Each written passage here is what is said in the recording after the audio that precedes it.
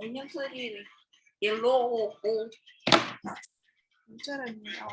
Award. Yes, Andrew Magombo, can you go on and present your report?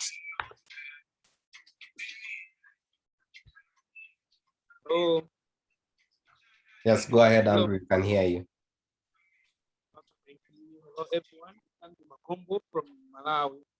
I have a report to present for this week. On 23rd October 2021, Ambassador Lumumba started the week by attending a Zoom conference meeting in which representatives from different countries presented reports. The co-founder, Mr. Mapondera, made a speech which was followed by lectures on health from Nana Cuba and on history of Pan-Africanism from Professor Doreen Wright.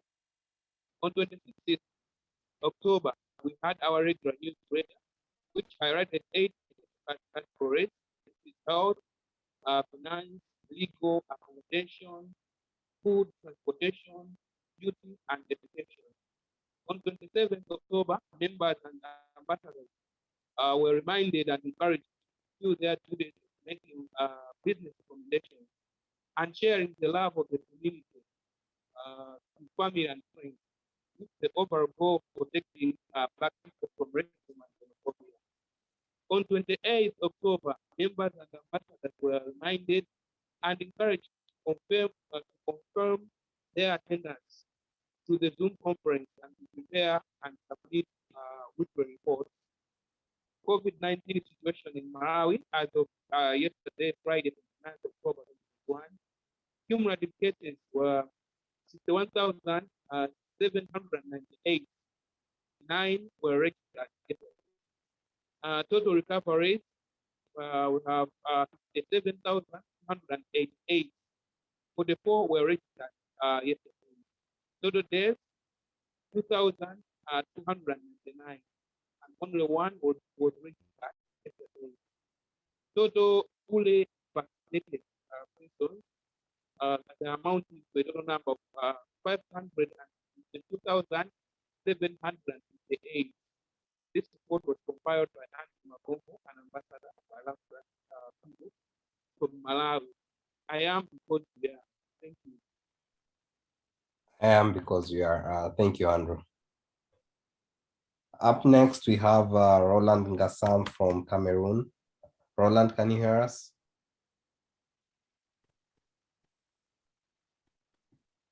Hello? Yes, go ahead, Roland. Hello. I hear you. Thank you, Alex. Good evening, brothers and sisters. Thank you for being here to share. I love Black people, Cameroon Weekly Report. Date 29, October 2021, period under review from 23rd to 29, 28 October 2021. A last Zoom conference call session have been really taking place after another started in country group. Moderator Yvonne Duchesne, town member and ambassador for their last call attendance and review follow.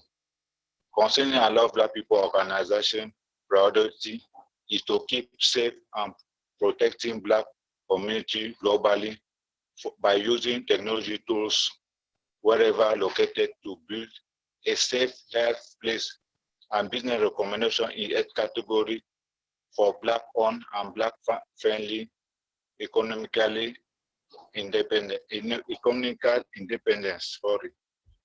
I don't recommend business from different sources in any particular. As a matter of fact, nowadays, average of conflict and crisis are due to manipulation in my country as well as any other countries in Africa. We are commonly facing the colonialism impact of mental slavery in tribalism, xenophobia, and racism, most in the crisis country than others. My main duty is to regulate tribalism, clashes among brothers and sisters in the motherland and diaspora. Moreover, inviting more friends and family members to join the movement through IloveBlackPeople.com link to Pan-African class where presentation is established to spread the knowledges and unity. Origin of world civilization from ancient Egypt with processes of a complete freedom by PhD Dr. White, Nature Guide and Green Health Medication exposed by Queen Aqua, Business Orientation by Mr. Mapondera, and Technologies Activists by Mr. Skinner. COVID-19 update in Cameroon, confirmed cases of 102,499 with a total of 1,686 deaths and a total of 497,689 vaccine doses have been administered. From Cameroon, here is Roland Gassam. I am because you are. Thank you for listening. I am because you are. Thank you, Roland. Up next, we have Elijah Nabooti from Kenya. Before moving on to our co-founder, Mr. Sinclair Skinner. Elijah, can you hear us? Yes, I can hear you. All right, great. Go ahead. Yes, good morning, good afternoon, dear members. Today I'm going to present a report from Botswana. The report is dated 24th of October 2021 to 29th October 2021. Country weekly activities. On 23rd October 2021, the community had a dynamic Zoom meeting where our co-founders, Christopher Mapondela, delivered a powerful message. Also, we had a Pan-African crisis, which Nana Akua and Dr. Tyrene Wright were our lecturers. Community members were encouraged to volunteer as the ambassadors of I Love Black People. The regular newsletter was shared, which highlights on our 8 essential categories. Social media accounts of I Love Black People were shared to a group. Members were encouraged to follow, like, and comment. The community members and ambassadors were encouraged to attend online event on Saturday, which aims to build a global network using technology to help and protect Black people from racism and xenophobia. And lastly, the community members were asked to prepare and write and submit weekly reports. The COVID-19 updates in Botswana the report is from 29th October 2021. The total confirmed cases are 186,594. The cumulative fatalities are 2,406. The recoveries are 182,928. The fully vaccinated are 280,440. The report was prepared by Freedom Duff Joshua from Botswana. I am because we are. I am because you are. Thank you so much, Elijah, for presenting the report. Up next, we have our co-founder Sinclair Skinner coming on. Sinclair, can you hear us?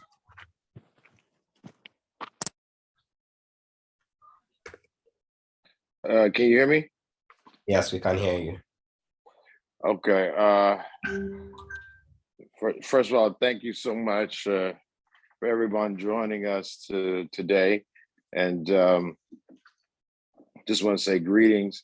And we always start off our meetings with a prayer. And anytime we have a meeting with our team as a startup, with 3 or more people, we have a prayer. And we do that not to try to make someone become a particular religion, Buddhist, Hindu, Christian, or Muslim. We do it because we know that all the things that we're doing now wouldn't be possible without God and our ancestors interceding on our behalf. So however you connect to God, I love Black people, who loves all of us, and would never let that be anything that we use to consider that. Our love is unconditional in that regard. That being said, I know everyone has gone through something this week, and just want to make sure we always are prayerful for whatever you go through, and going through the fact that you made it to this call today and decided to make time to share with us. We're just so grateful for that.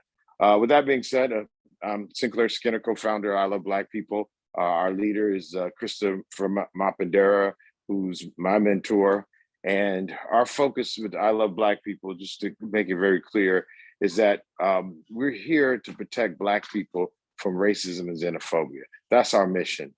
I'm an engineer, Mr. Mapendera is an engineer. So our perspective of creating a solution has come from engineering, come from a technical perspective. There are many ways to solve problems. Some people are politicians, some people are business people, finance people, some people are lawyers. Our background is in technology. So what we've done to help with so many of our ambassadors, volunteers, and staff is created a global network for the first time in the history of the world, explicitly to help protect Black people from racism and xenophobia. And oftentimes people say, how do we do that? Or how does it happen? Well, to be candid, we're not that smart. We literally got this idea from something that was done in the United States during apartheid, or what do you call segregation in America, which is just legalized racism. And what happened was that there was a gentleman by the name of Victor Green who came up with a guidebook to help Black people, no matter where they were in the United States, identify safe places to sleep, safe places to eat, and transportation. So with that being said, he used that model from 1930s to the 1960s. And that model of the 1930s and 1960s was very helpful in making sure that Black people were safe from the wicked, harmful oppression of white supremacists in the United States that were brutalizing and killing Black people, lynching us, raping Black women. It was a very, very wicked time in the United States. And this guide was created to make sure that no matter where Black folks went, they wouldn't be harmed and humiliated by this white supremacist government. With that being said, fast forward to 1930s to 1960s to now, we still globally see Black people being mistreated. And we see it in a way that we're not waiting for politicians or anyone else to come change it. What we're literally doing is creating a system that allows us to help each other. So that being said, we went from 3 categories, which were transportation, places to stay, places to eat, and we've included healthcare. We've included legal, finance, beauty, education / childcare. So we decided to have 8 categories, and these 8 categories are critical in people activity. So we tell people that if you get a doctor that's racist, that they could kill you. Now, we're starting off, and again, we're a startup with limited resources, limited folks, but a infinite amount of possibility with our support. But we're identifying 8 categories because we knew we couldn't boil the ocean. We couldn't do every category. So we got 8 critical categories, like childcare. You don't want your child to be in the hands of a racist or a xenophobic person. So we want to make sure these critical areas, especially when we're vulnerable. Now, the original Green Book was just for people traveling. But for what we're doing, we realize traveling is just one vulnerability. It's just one time that you don't have support around you. But there are other vulnerabilities, like when you're sick. You literally are in a situation where you need help, you're sick, you're very vulnerable. So we realized that our guide in this movement is to protect us no matter where we are and what we find ourselves in these critical areas. We want to make sure that Black people explicitly are safe. Now, I oftentimes hear people say, well, what about other categories? our focus is Black people. It's 1.5 billion Black people. That's a lot of people to be focused on. So we don't say people of color. We don't say any of these things. We say Black people, and no matter where you are or how you got there, we want to make sure whatever happens to you today is not because of racism and xenophobia. So again, that's our real super focus. And once we master that, once we eradicate the harms and humiliations of racism, xenophobia, we're open to saving the whales, focusing on global warming, or whatever you're talking about. But we see the most critical thing facing us as a people right now is this system, the systematic harming of us, the racism and xenophobia. And we explicitly here are creating deliberate ways to stop that. And so we encourage everyone to share this information with your friends. Go to iloveblackpeople.com. We need more ambassadors actually to identify these safe places. So when we're talking about safe places, we're talking about physical locations. We're not talking about online. We're not Amazon, or we're not a trading site. This is a safety site. This is the place you go, or you send your family, you send your friends when you're concerned about their well-being. You say, I love Black people. And in that, it's an affirmation itself. So that's something positive emotionally and spiritually. Boom. So again, it doesn't matter if you went to university, what your religion is, what your status is, who your mama, daddy is. You're valuable. You're priceless. And we want to make sure that you are safe and live a fearless life. We're going to create a world where our children are going to think racism and xenophobia was something that was made up in the fairy tales and fiction. That's the world we're going to create. We're not waiting for 100 years. By 2030, we even put a date on it. We're not waiting for the by and by hereafter. We're going to, within the next 10 years, we're going to create a world where Black people can move about fearlessly and not have to deal with the consequences of racism and xenophobia with your support. With your support, we can make that happen deliberately. So with that being said, we have a few initiatives that are coming up. Our focus on healthcare. People talk about this coronavirus. Was it man-made, or was it a natural? And I say man-made because a woman would never make anything like that. Regardless of what it is, it's toxic. And if deliberate things are being done to harm us, we have to do deliberate things to protect ourselves. So our real focus right now has been on healthcare. Please, if you have any doctors or clinics and nurses or any type of treatment centers that you know treat our people with dignity, respect, please go to iloveblackpeople.com and let folks know. Also, I would be remiss if I didn't bring up that we were highlighted in Time Magazine. In the United States, Time Magazine is a pretty well-known magazine, and they had us covered for this week and next week. And they mentioned I Love Black People, our co-founder, Mr. Mapendera, and myself. And that's one of those things where it wouldn't even be possible to be recognized by anybody if it wasn't for our amazing and dynamic supporters, our members and ambassadors. You know, I can probably hold up. Here's a copy of the front cover of it. Now, of course, that's not us. That's another guy. But they did have. You know, I'm gonna flip to the quickly to the page where y'all can see it. I know y'all like. Let me get that. Here you go. Bam! There you go. I don't know if y'all can see that. All right, and that was done at Howard University. Howard University is historically Black university in Washington, D.C. And there's actually some students there protesting some of the conditions. So please make sure you keep those brothers and sisters in prayer so they can improve. All our Black institutions need to be improved.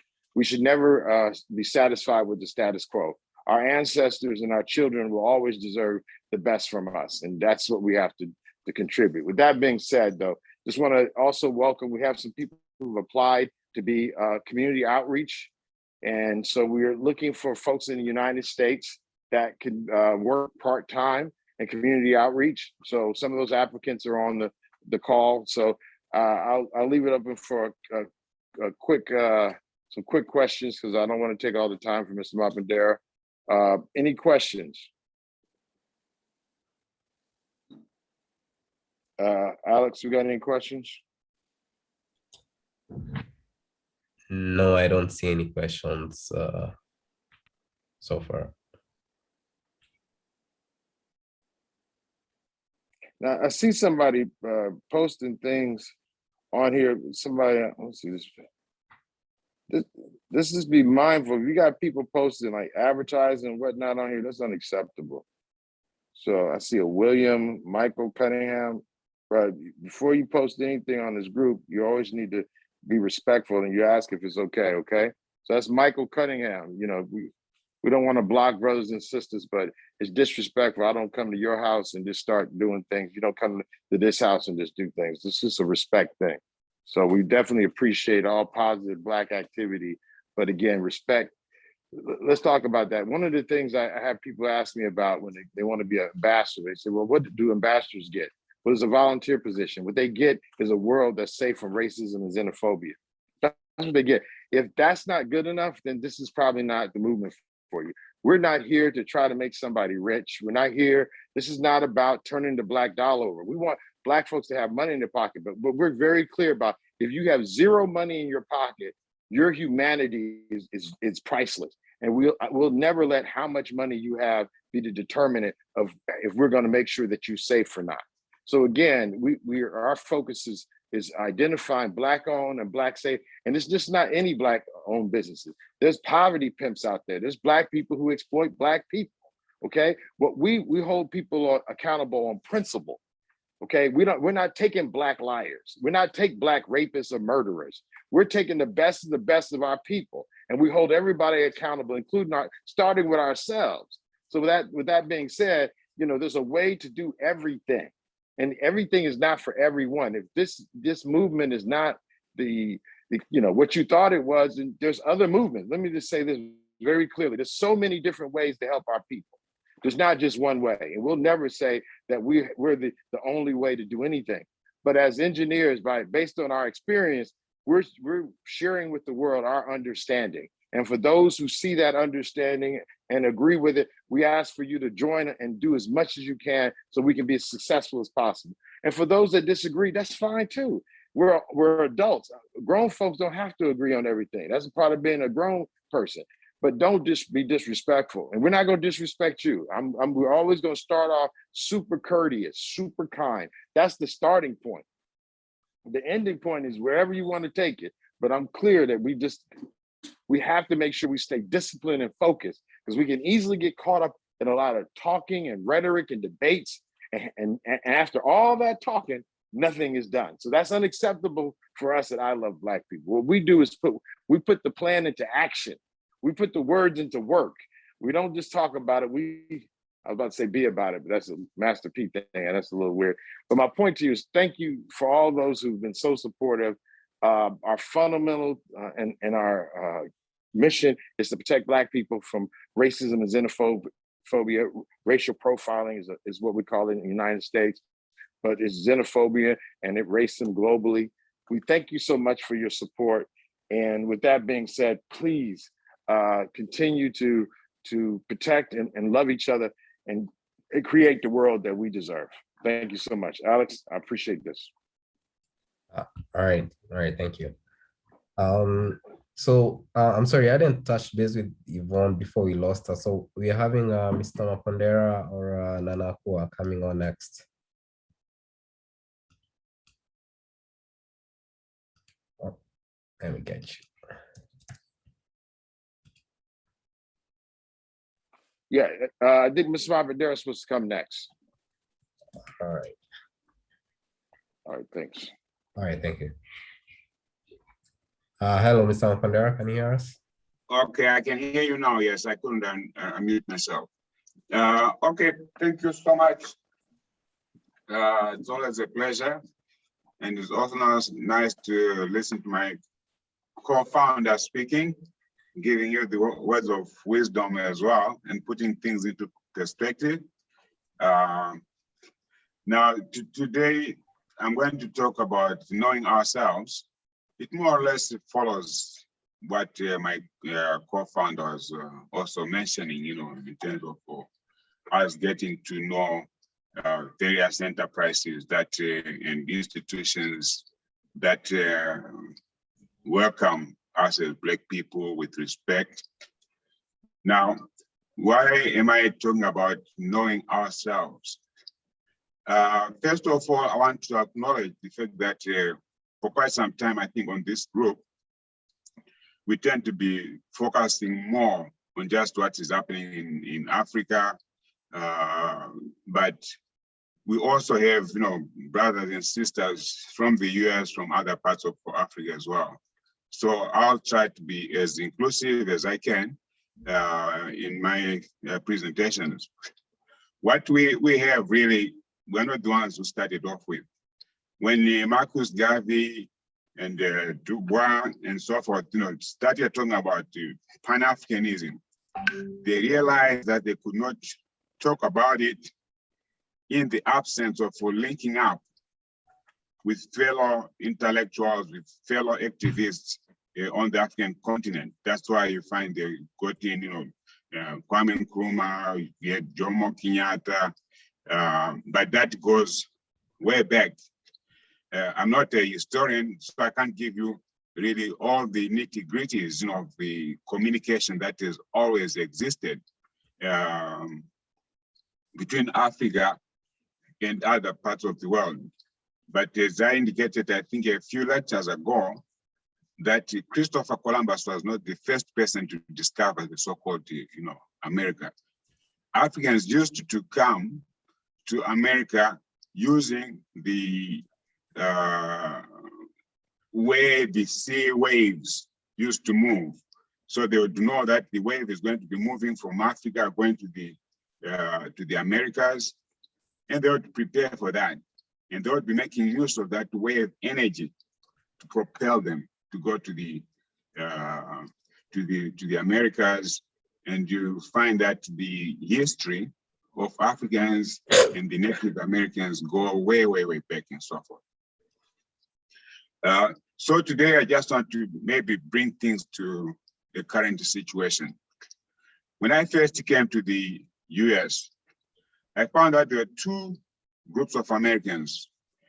You had some who were involved in international business. They knew quite a lot about Africa, different parts of Africa and so forth.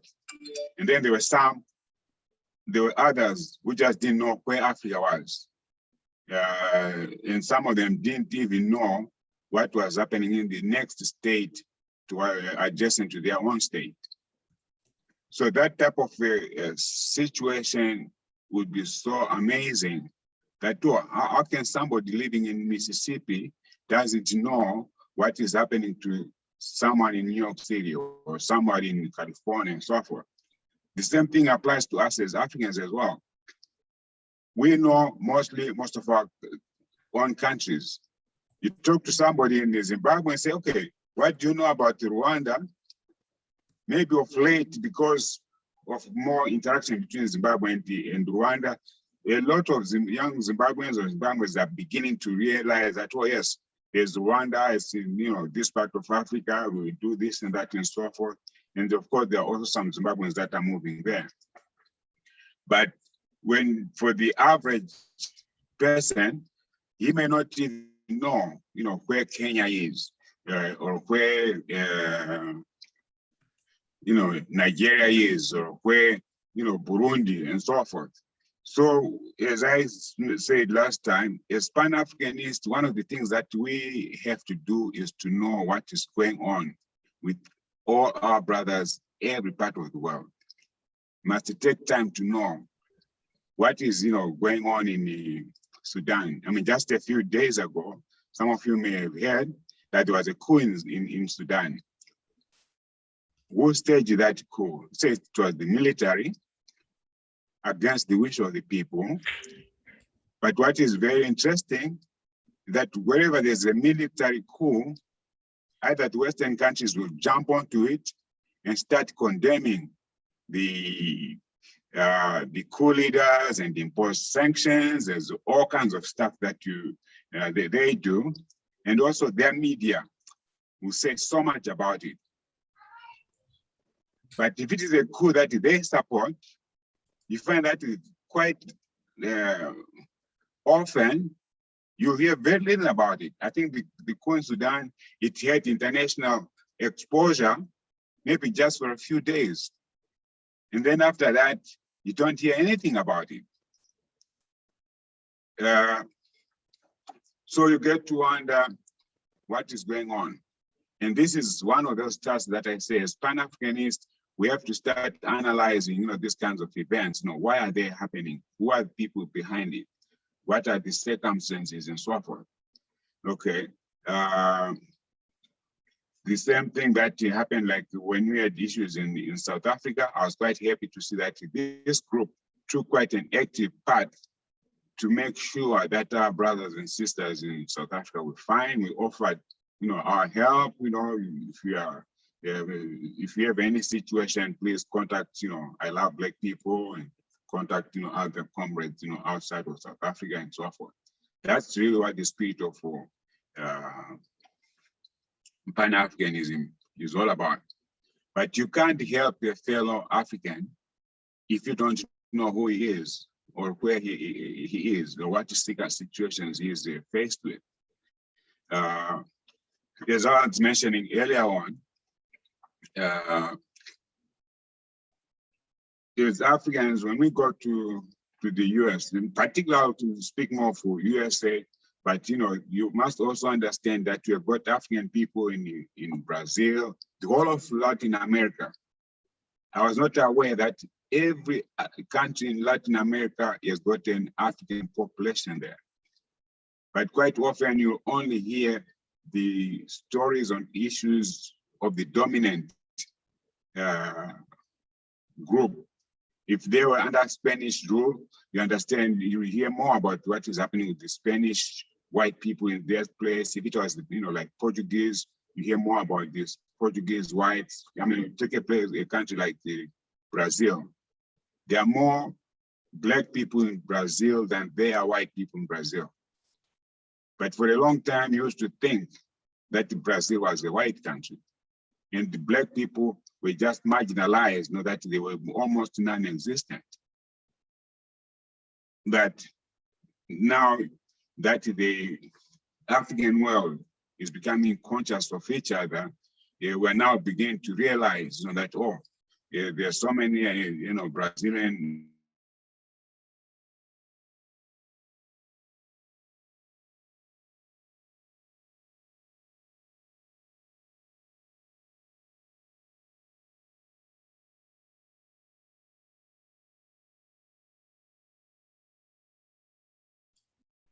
Hello, Mr. Mapondera.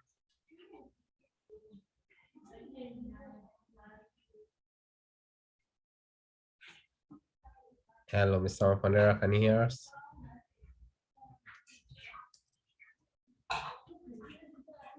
Okay, it looks like we may have lost Mr. Mapondera's connection.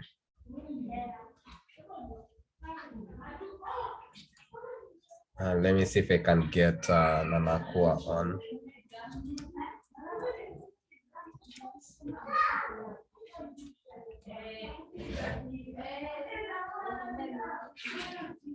I'm here. Oh, all right, great. Yeah, so it looks like we've lost Mr. Mapondera. So maybe I guess we can get started with you. Okay, yeah, I was also having a connection issue. Okay, I don't know what's going on today.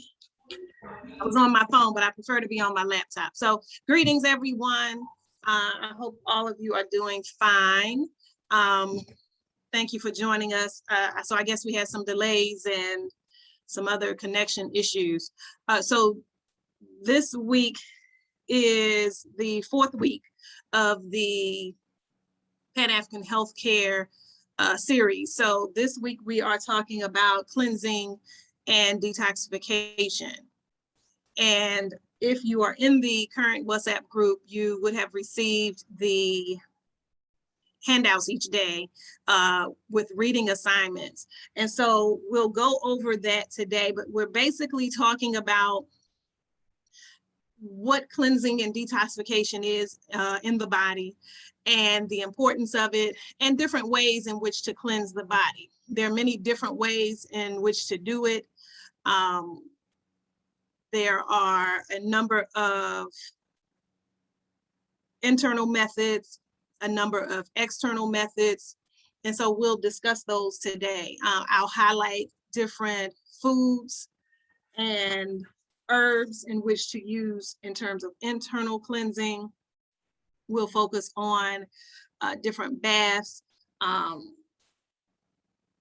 topical or physical applications in which to cleanse externally, and we'll go from there. And then lastly, we'll talk about some information I provided on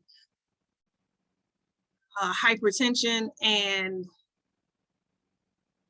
diabetes.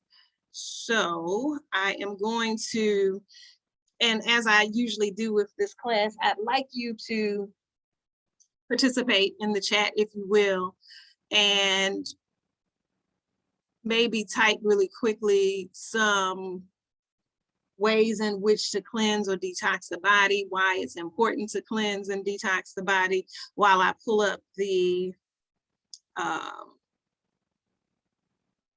handout for us to look at together. So again, if you will kindly type in, what do you think it is to cleanse or detox, why you think it's important. If you already do some type of cleansing or detoxification, I'd like you to share that with us.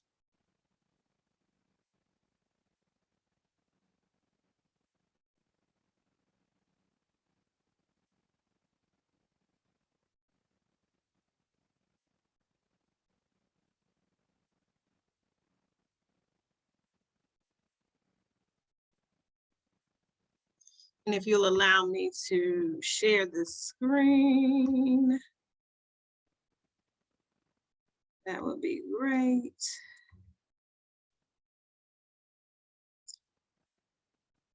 Okay, great. And hopefully you can see my share. Is that Alex, that's the host today? Yes, we can see your screen. Can you see it? Okay, thank you. So let me, if I can turn it around so that you can see it in the right way. Okay.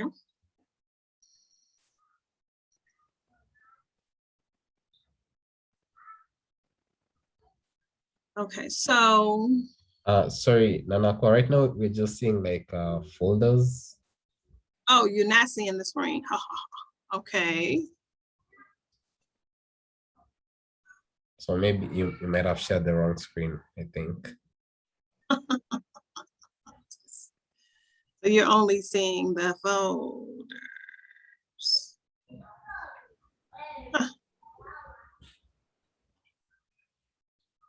Yeah, I don't know how I'm always mixing this up. Are you saying cleansing and detoxing now? No, not yet. I think maybe you might need to share a new screen. New share, maybe? Yes. Now what do you see? Okay, we see cleansing and detox. All right. Okay, very well. Okay, so do we have any responses? Fasting. Okay, thank you, Victoria. So yeah, fasting is definitely one way of cleansing and detoxification. So let's get into the definitions. So what is detox and cleansing? And as I've stated before, usually we use these words interchangeably. We know that a definition of detoxification is the process of removing a poisonous or harmful substance from the body, or the neutralization of the effects of that poison or toxin. So we either want to neutralize or mitigate the poisons or the harmful substances, or we want to remove them altogether. Cleansing, one definition of cleansing is the process of making something thoroughly clean. We're ridding the body of unhealthy, unnecessary substances, cleansing by washing. So we're talking about If we're talking about internally, we're talking about internally cleansing and washing away any toxins, poisons, things that are harmful to the body. Even if we're talking about externally, we still may be talking about a washing or cleansing of the outside of the body. And for these purposes, I kind of use these throughout interchangeably. So you must know that when cleansing or detoxifying the body, there are different methods in which to do that. You may do herbs, you may do homeopathics, you may do it through diet where there's different detox diets to follow. You may do it through fasting, as pointed out. You may do a detox body or foot bath. You may do some type of massage.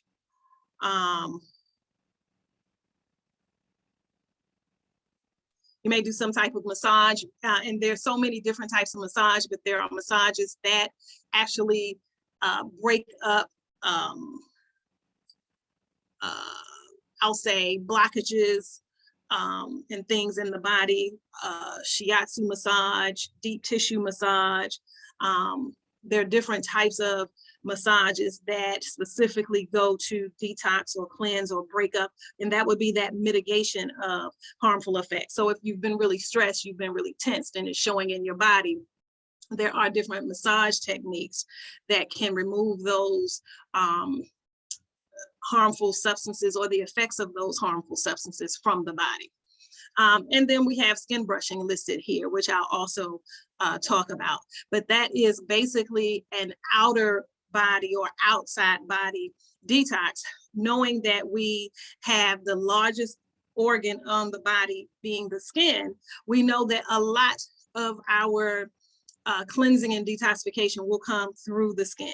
So people who have done types of cleansing with herbs and fasting and diet changes will also notice skin eruptions, rashes, boils, cysts, things of that nature, because the skin is that last passageway out of the body. That happens a lot of times when we've exhausted the colon, the kidneys, the liver, the lungs, the other paths of elimination. We know that we may have some kind of skin eruptions.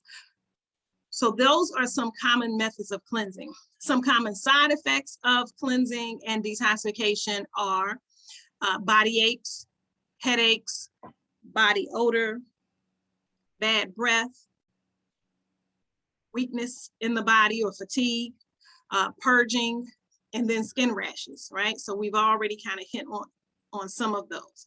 So next I want to just share, and I already just mentioned those, but the paths of elimination. This is important because when we're talking about cleansing and detoxification, know that we're not just talking about bowel movements, or we're not just talking about flushing the kidneys and urinating and that sort of thing.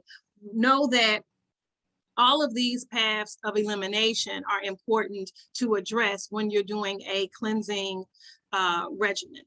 So we have to do things that are addressing the kidneys, the liver, the colon, the skin, and the lungs. And these may be with herbs, foods, juices, essential oils. These are all paths that we have to go through, that we have to address when we want to do a thorough cleansing. We've already mentioned some of the ways in which to cleanse internally and externally. So let's get into some foods that assist in a healthy cleansing or detox, okay? Let me see if I can make this a little. So hopefully you can see this a little better. And I realize some of the handouts that are used are not always as clear and legible as possible. So if there's ever something that you, during the reading assignments during the week, cannot see, maybe make a note. Feel free to ask those during the class, or feel free to email me to ask for clarity. And so this chart, I think, is pretty clear, but there are definitely some that I think are a little harder to see. So hopefully you can see all of these things that are listed here clear enough. But basically, when talking about detox, we always want to start with what it is we're eating, what we're putting into our bodies, right? So this is just sort of a list of certain foods that you may want to include. I'm not personally saying that each of these things are highly recommended per se, because they're not in my opinion or for my personal use. But again, this is just information in terms of how to create your own kind of routine for cleansing and creating a detox plan. So certain cruciferous vegetables like cabbage, cauliflower, broccoli, bok choy, arugula, these types of foods are one option for your detoxification vegetables. Rutabagas, turnips, your greens like collards, kale, mustard, spinach, watercress, horseradish. These are all options in that category. Then, of course, your detoxifying leafy greens may include bok choy, chard, cilantro, parsley, spinach. The greens off of the top of beets, dandelion greens, collard greens. These are all options as well. I would be a little hesitant to say to actually use starchy vegetables per se for detoxification purposes. But if you do, some that are really good for a couple of those paths of elimination, like the liver, beets would be a good option, turnips, parsnips, these are options as well. I wouldn't so much recommend, say, a white potato or something like that, which is also a root vegetable. And a starchy vegetable. But some liver and kidney support vegetables, I already mentioned beets, but also asparagus, artichokes, celery. So these are options.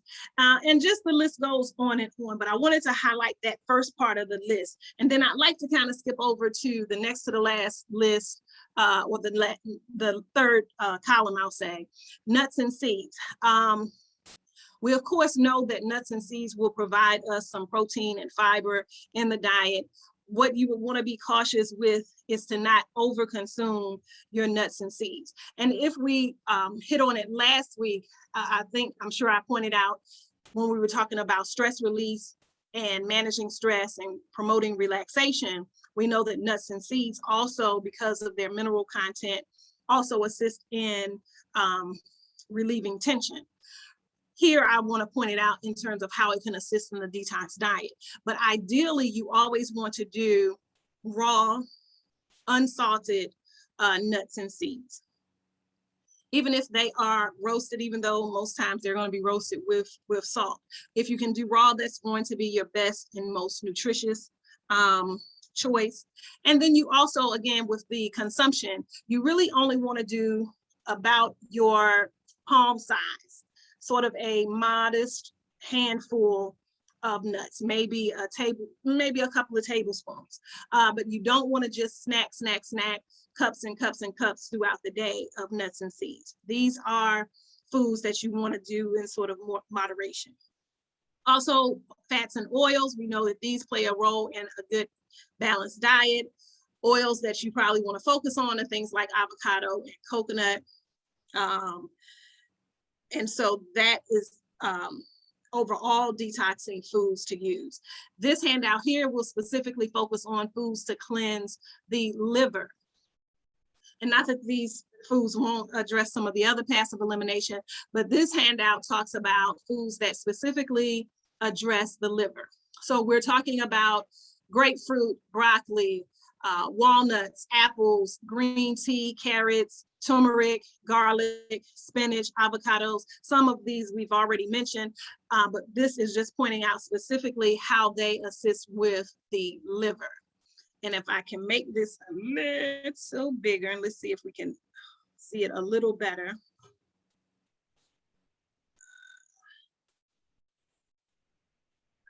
Slide it over. So we know that garlic specifically, we use in cooking a lot of times, but we know that it assists with liver protection.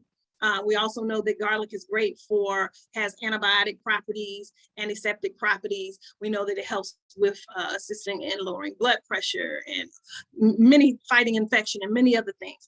Included in this is protecting the liver. We know that avocado is excellent for giving us the essential fatty acids that we need.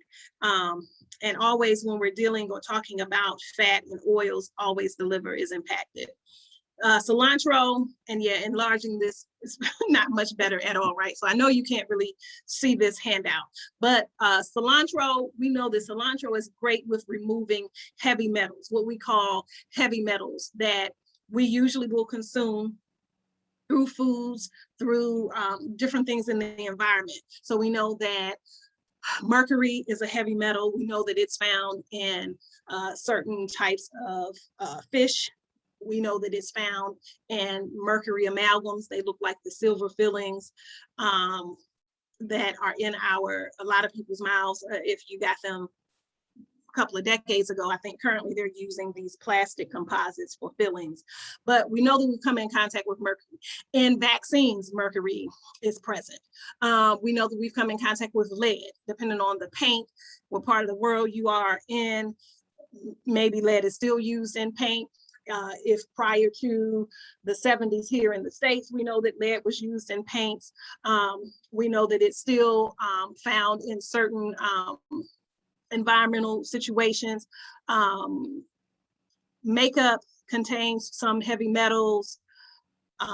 Newsprint, which we're not much using these days, but I would venture to say that perhaps maybe some of ink and certain types of print media, I would hope it's not still used, but we just may come in contact with different heavy metals environmentally.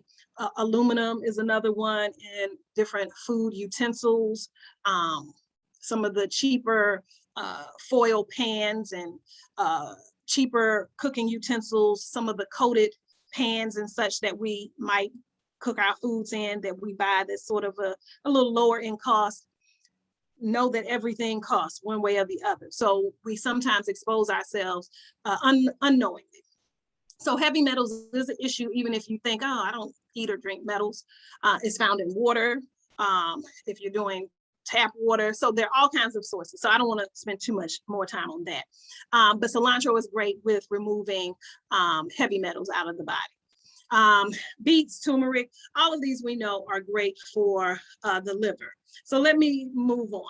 This here is just a sample 3-day diet to cleanse the liver. I will not go over that, but it gives you sort of an outline of what to consume throughout the day, what to take upon rising, what to eat for your breakfast. And again, definitely on this screen and trying to maximize it definitely doesn't help. But I think you can see this one a little better if you have the actual handouts. Again, another recipe for a liver cleanse, this time in the form of a juice. So this contains beetroot, carrots, lemon, cucumber, and ginger. This pineapple cleanser smoothie also has cucumber, it has celery, pineapple, lemon, parsley, ginger, and coconut water. This is good for both the liver and the kidneys, right? So this hits kind of 2 of those areas. So this is a good option if you have access to these foods. Yes, and this is a better handout of turmeric so that you can see all of the benefits of turmeric. And we'll see here that it's not just for the use for cleansing the liver, but has other benefits as well. So it was worth mentioning, and I had come across this little handout, so I wanted to include it. But we know that turmeric boosts the immune system, it detoxifies the body, protects liver tissue, purifies the blood, helps with symptoms of cold and cough, improves circulation, improves the skin, and is good for internal blood clotting. So turmeric is good, and I don't know if they have on here digestion, but often in Ayurvedic medicine, turmeric is also used in terms of a after dinner hot drink.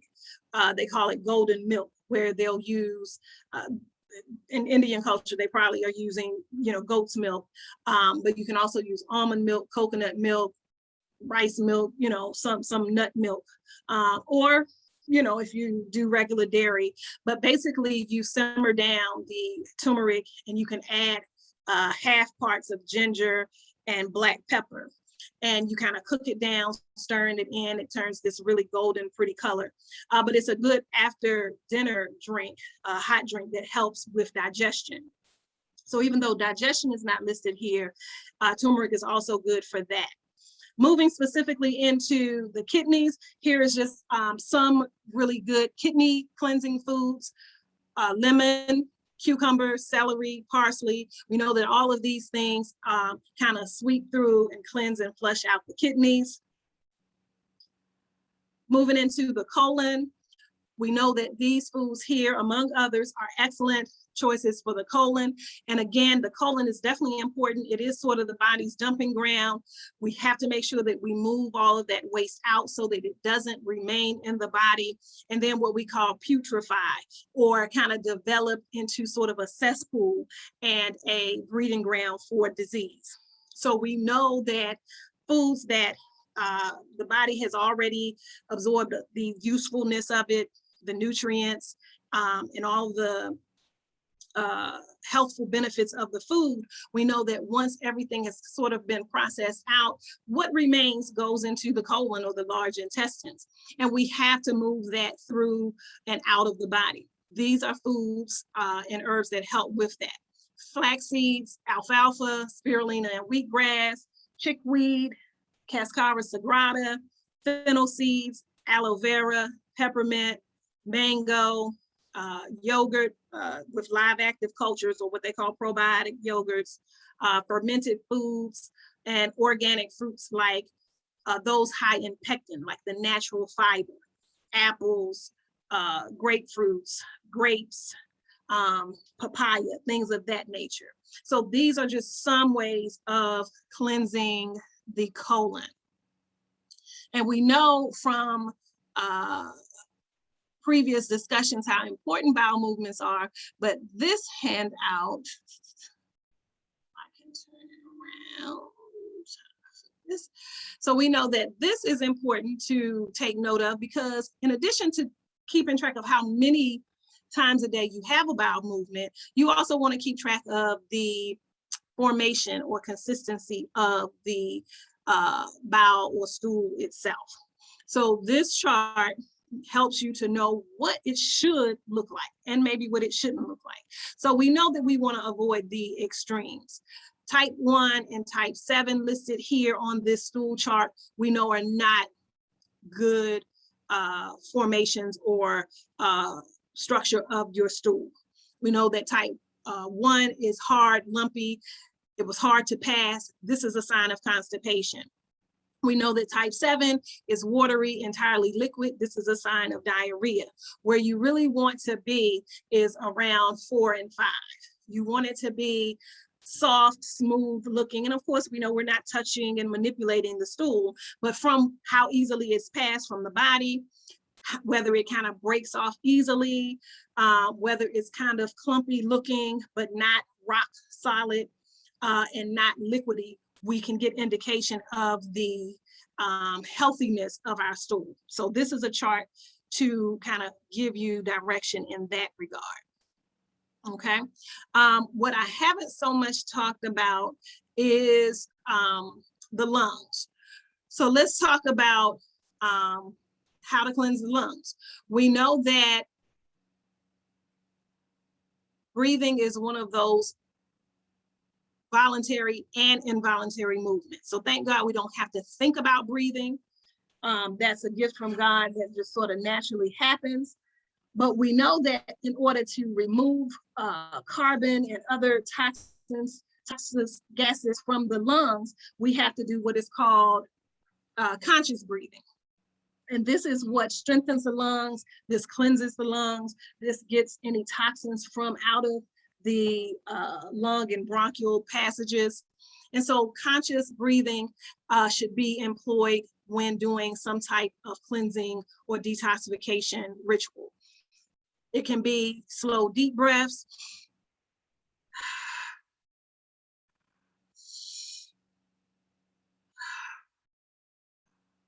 or it can be fire breaths.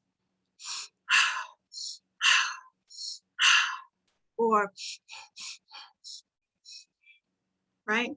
So either way, we are forcing air in and out of the lungs, and we're strengthening the lungs. That is one really easy, good way of cleansing and detoxifying the lungs, sorry.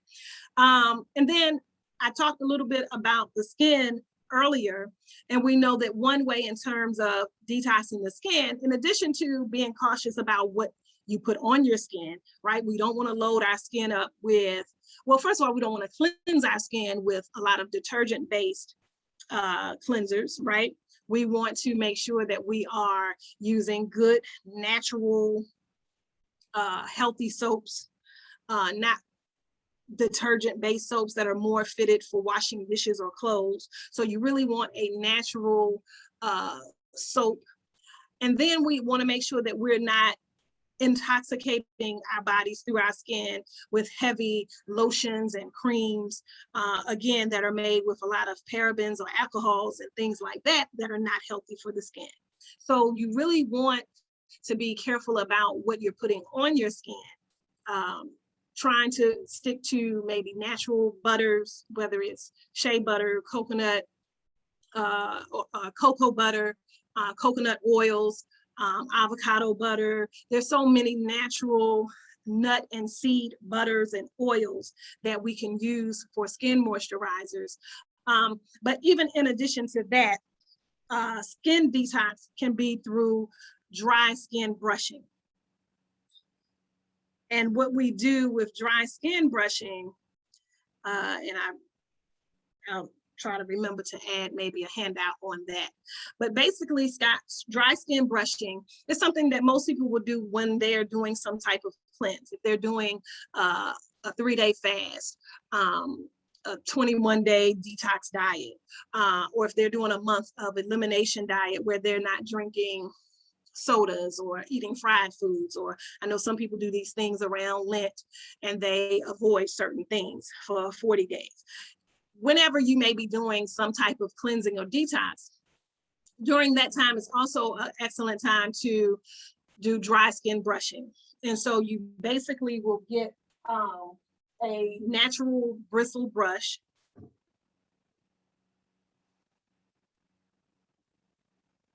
And I think I still have this one here that I never returned. I guess I probably should just keep it at this point. And this is one I had bought for someone actually, not the one that I used to have, or I'm probably somewhere, but usually a natural bristle brush that you could use in the shower, but what you're using it for is during your cleansing, dry only, directly on the skin, where you are cleansing the body or brushing the skin in an upward, smooth, direct motion. Not scrubbing, not back and forth, but just a smooth, direct motion. And you would do it sort of up the center of the body or towards the heart. But dry skin brushing is an excellent way of clearing the skin of any dead skin cells, and just really invigorating the lymphatic system and really cleansing your largest organ, okay? So I didn't want to not mention skin and lungs. We talked, I think, extensively about the liver, the kidneys, and the colon. So let me see if there are any. I don't know of garlic being poisonous. If it is, I'm just responding to some of the comments here. If it is grown safely and used as we would normally use, peeling off the clothes from the bulb, peeling it, and then either chopping, mincing, or adding it to a juice, garlic is safe. I don't know of any information outside of that. Perhaps if it's too much, but I would imagine you would have to really, and I think a lot of things, and that's a good point that kind of comes to mind. Even certain vitamins and minerals, there is a, there's a particular word for it, but there is an amount that would get to toxic level.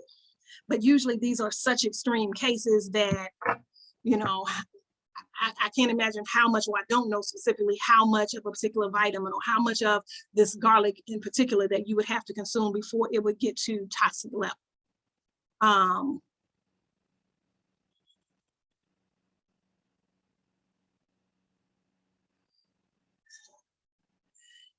Seven, vaccine detox.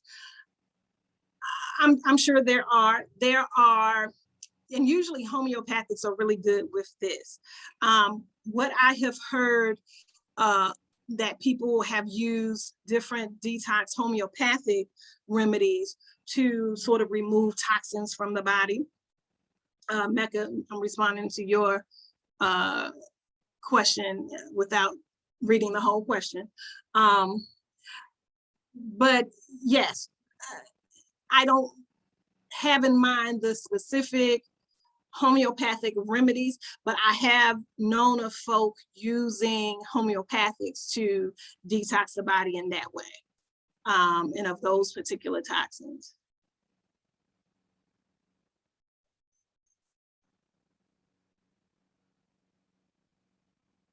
Okay, bitter taste.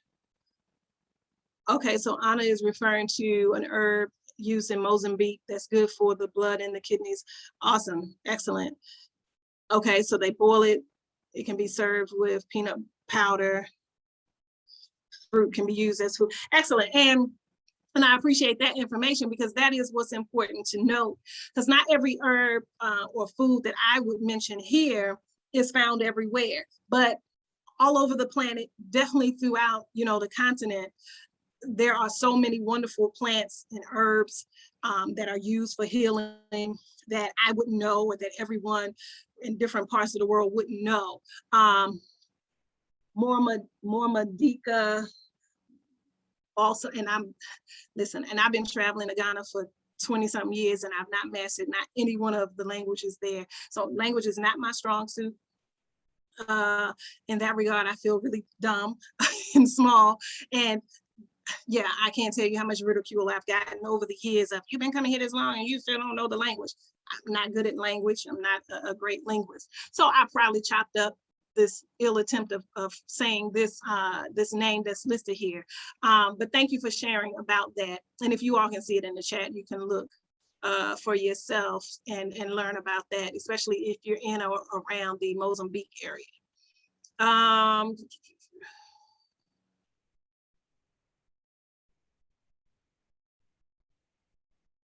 Yeah, so someone's suggesting about the whole sharing information. Yeah, and I don't know the easiest way to do it. What I have always just done is given my email, because if you are joining the call and not part of the WhatsApp group and don't have the information, I'll gladly send it to you. If the host has an easier way of doing it, I don't know. You all can probably tell I'm not that great with technology, so I couldn't even respond to that one. But I've posted my email there, so certainly you're able to email me and I will just forward you the handouts. This is set up into a 4-week course that sort of repeats the cycle. And I know a lot of us who are getting the information about the Pan-African organizing and other information that's shared about what's going on in different countries from the ambassadors and all the other current events that are affecting African people throughout the planet. The call, has its own uniqueness to it. And so sometimes if you're sitting in on the call, you're probably getting some of this information from my class sort of over and over again. The best I can say is that hopefully you maybe hear something a little different each time. But certainly if you email me, I'll just send you the 4 packets so that you'll have just for your reference. And then whatever week we're in, feel free to sort of follow along. I don't know if there's an easier way to do that. I think I got all of the questions. Okay, great. And so let me go back to sharing the screen here. Okay, so this notes page is simply for you to kind of go back, maybe as a review later today after the next class. You can sit down and think of what kidney detox methods you might want to try, which colon methods you might want to try. These are just options, you know, for you. You may jot down the information about skin brushing and want to go back to looking into that a little further.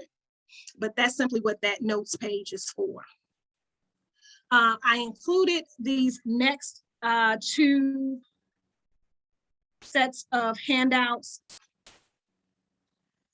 because I know that both diabetes and high blood pressure run very deeply in the African American community.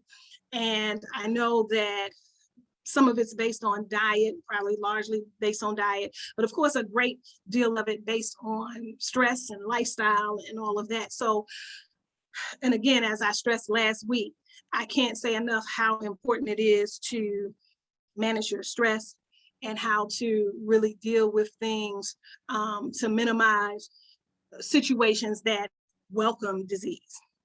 And we know, that stress welcomes disease. We know that lack of rest and sleep and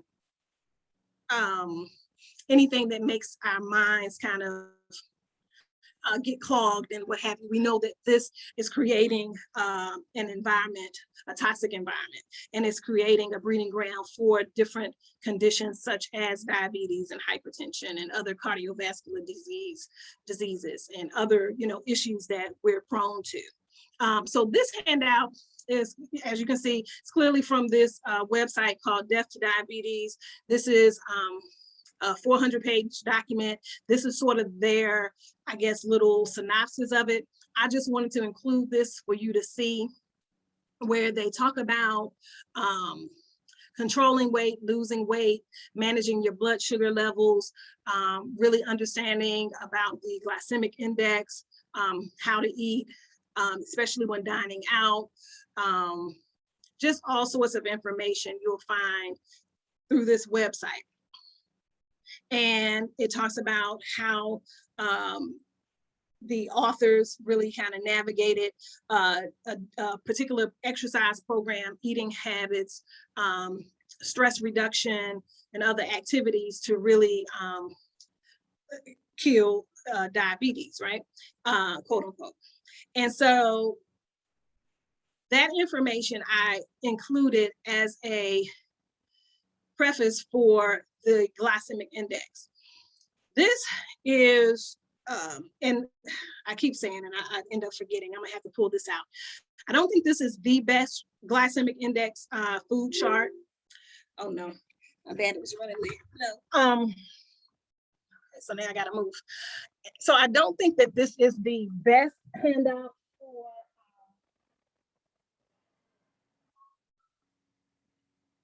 I'm trying to plug in my laptop before it dies. So this is not necessarily the best chart for the glycemic index, but this is indeed a great start, because the point is to know that there are foods that have a high starch content. So basically, the glycemic index is a chart of any food that contains starch. And will give you an idea of what foods to avoid based on the number that's assigned to it. So we know that any food that is 70 or above is considered a high glycemic food. And we know that these are foods that we should avoid if we are treating diabetes or if we're trying to avoid diabetes, right? And so these are foods that you would avoid. And I'm going to say that I am for certain, that all of these foods listed under pasta, there's no way that these foods are only in their 40s and 30s, because we know that pasta is a high glycemic food. So don't reference this one specifically, but do go and reference the glycemic index and get a better chart. And the other thing to remember about pastas, just similarly to the quantity of nuts where you're using just sort of the inner palm of your hand, same concept. A fistful of pasta is really the amount that one should eat at one time in one setting. So not a nice big bowl of spaghetti. And I must say that is my challenge. I am a pasta and bread person, but that is the challenge. If you love pasta, even if you are trying to be cognizant of how much pasta and carbs you're taking in, even if you still consider or decide to still consume these foods, you have to restrict your portions. And so knowing if you're eating pastas, you're really needing to cut down your size. I know that most of us are doing way more than a third of a fourth a cup or 3/4 of a cup or 1 cup. Even if you stretch it to say, I'm gonna do a cup of pasta or rice, we know good and well as African people, we're not just doing a cup of rice or a cup of spaghetti noodles, right?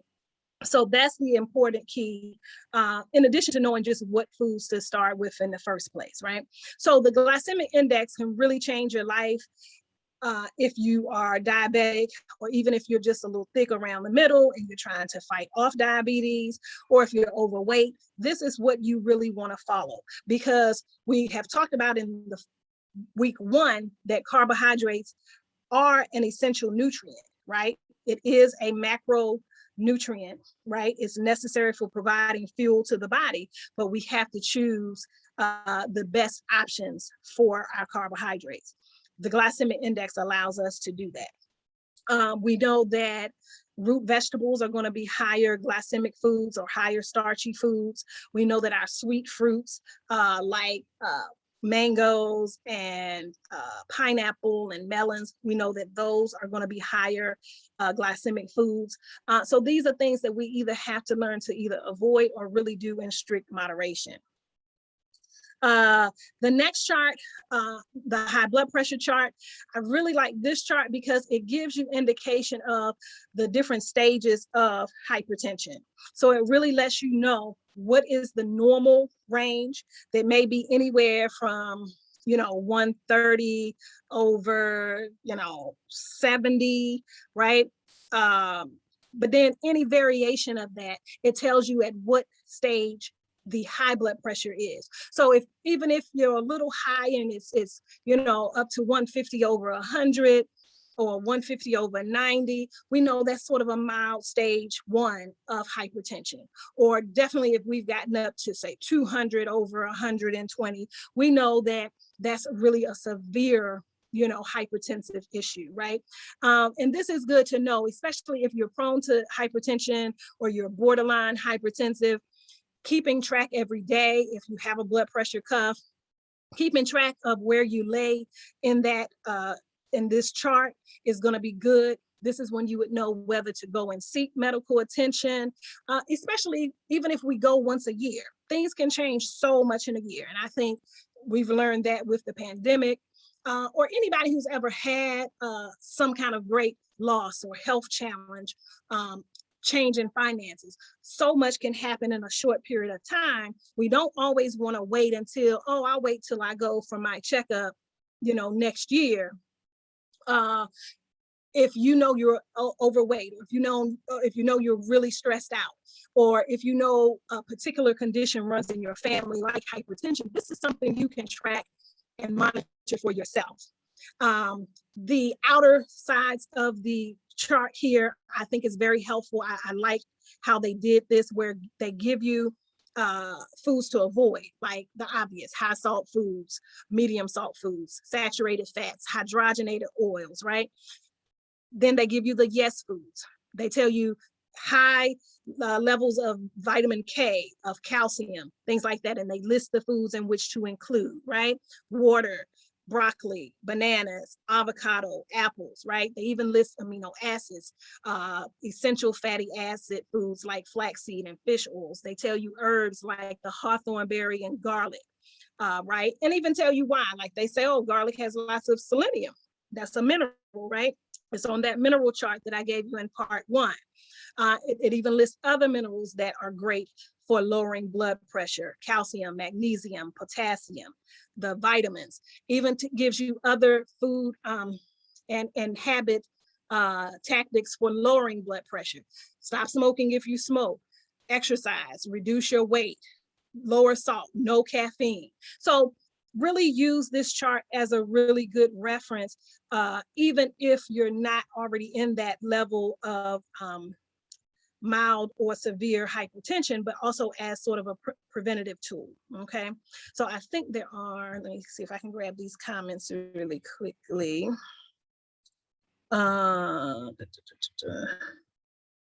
Okay, award gave how to register. Okay, I don't think we have any other questions. Wonderful. Okay, so yeah, so that last page here is just giving a synopsis of the reading ranges. So again, this makes it really easy to understand where you are based on your diastolic and systolic numbers. And it puts it even in a bar chart rather than the original chart listed, and then gives you some tips. So I just found this handout really, really helpful. The last part here, again, another way to review. And since this is the last class, this is just an excellent review for the 4-week course. It allows you to kind of give a definition of wellness. We talked about sort of all things being in balance, the mind, body, and spirit, eating foods that are healthy, reducing stress, using herbs and natural remedies, detoxing and cleansing. All of these are good options. So that you are clear on what holistic healing modalities exist, whether you're talking about acupuncture or chiropractic or massage or Reiki, herbal medicine, energy healing, all of these types of things.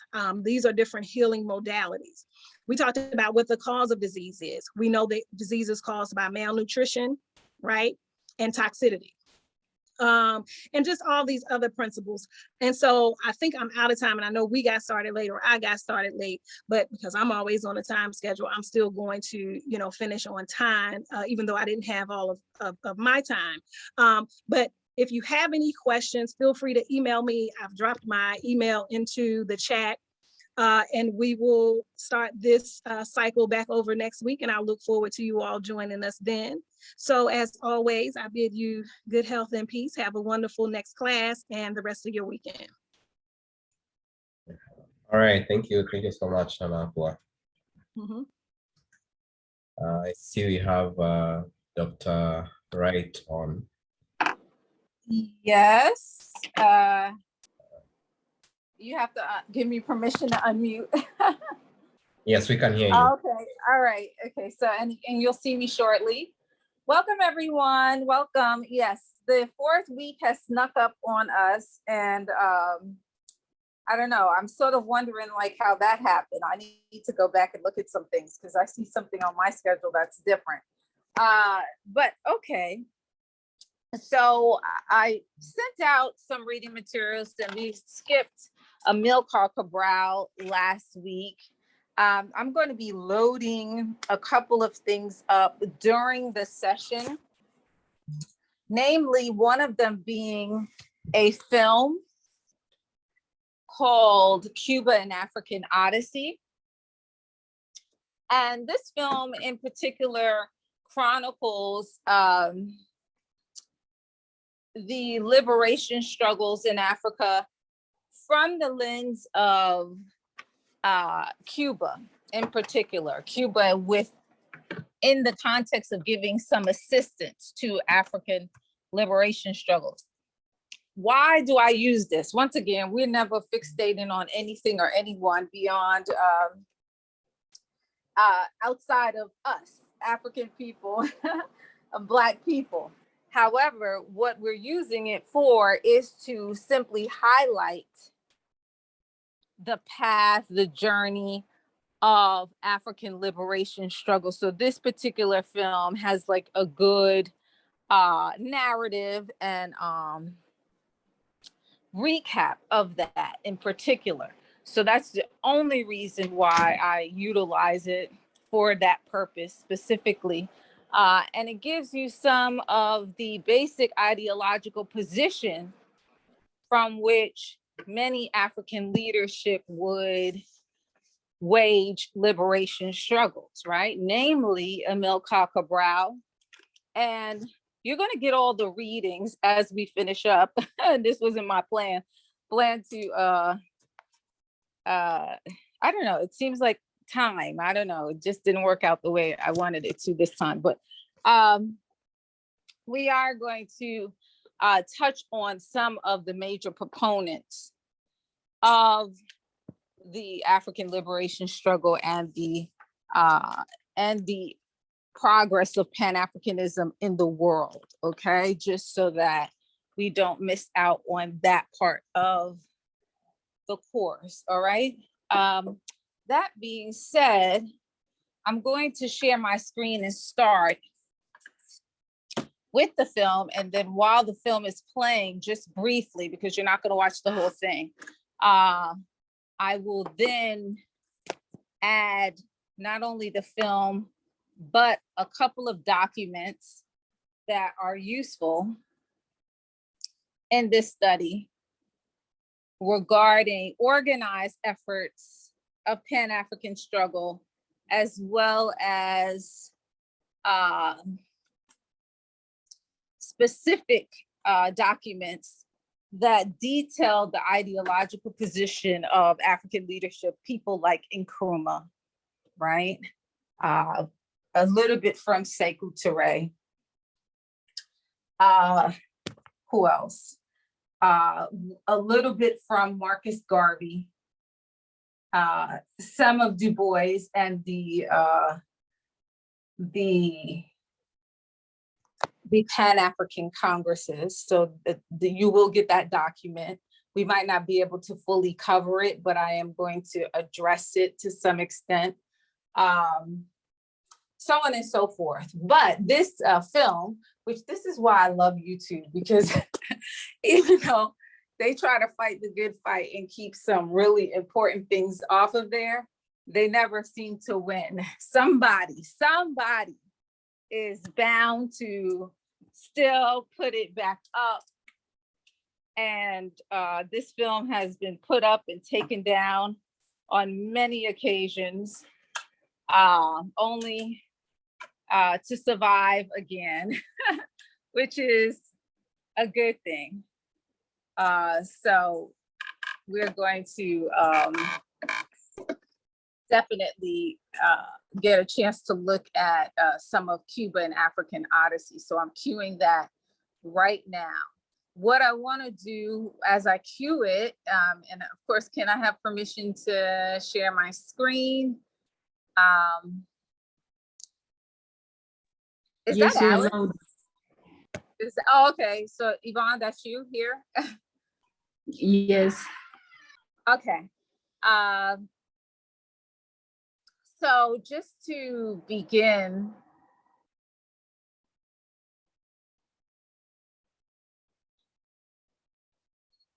I'm going to cue it. I want to give you some context really quick. You'll see me. I want to give you some context, which is the most important, and we can talk about this in the chat as I put it up, but one of the most, if not the most, and it's unfortunate, but the most important assassination of the 20th century, unfortunately, was that of Patrice Lumumba. And that is what, from the outset, is covered here. The reason why Lumumba's assassination is so important is because of the strategic position of the Congo in the world. And so this film begins with precisely that history and issue, and how it comes to shape even the very world that we live in, a world that is dependent, especially now, on this technology that we're using for this very session, amongst other things. And so the film opens with a discussion around our dialectical relationship in the world between Africa and the diaspora, notably Cuba, who actually lent strategic support along with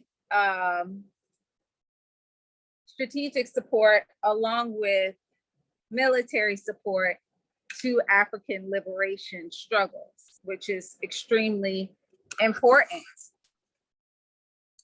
So that's where we essentially are starting today. And I'm not gonna, you can watch it all on your own, but I'm going to let the film hit on just a few important points. One,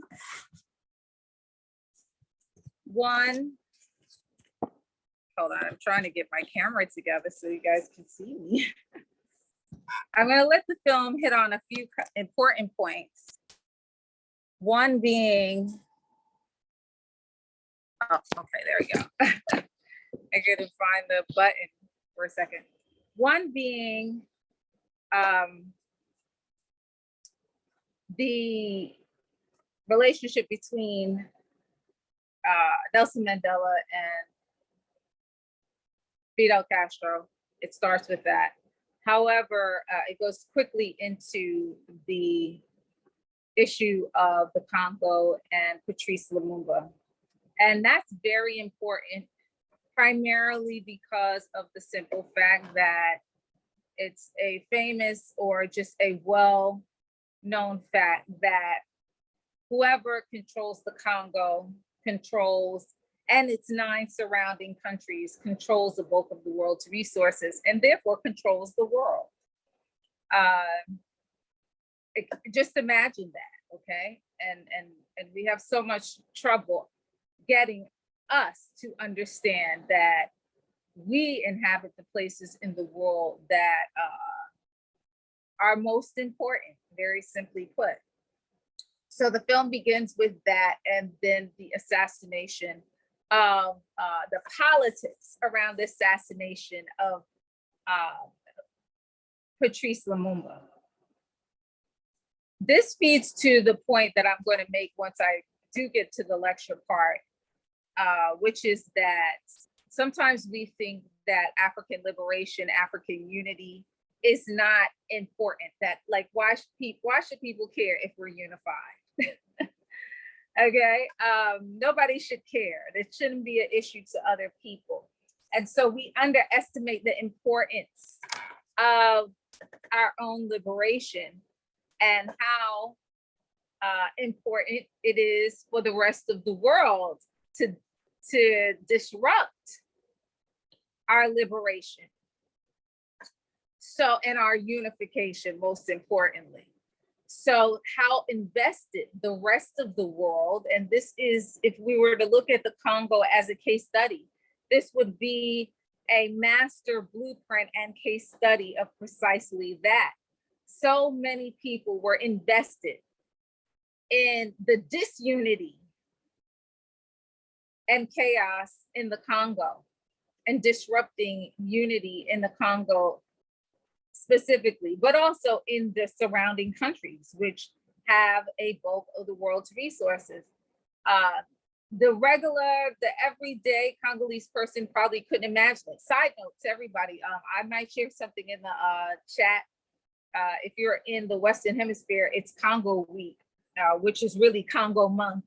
And there's a number of programs and events that you can participate in that are still committed to discussing these issues on the Congo and the liberation of the Congo and the war that has been raging in the Congo over the last decade or so.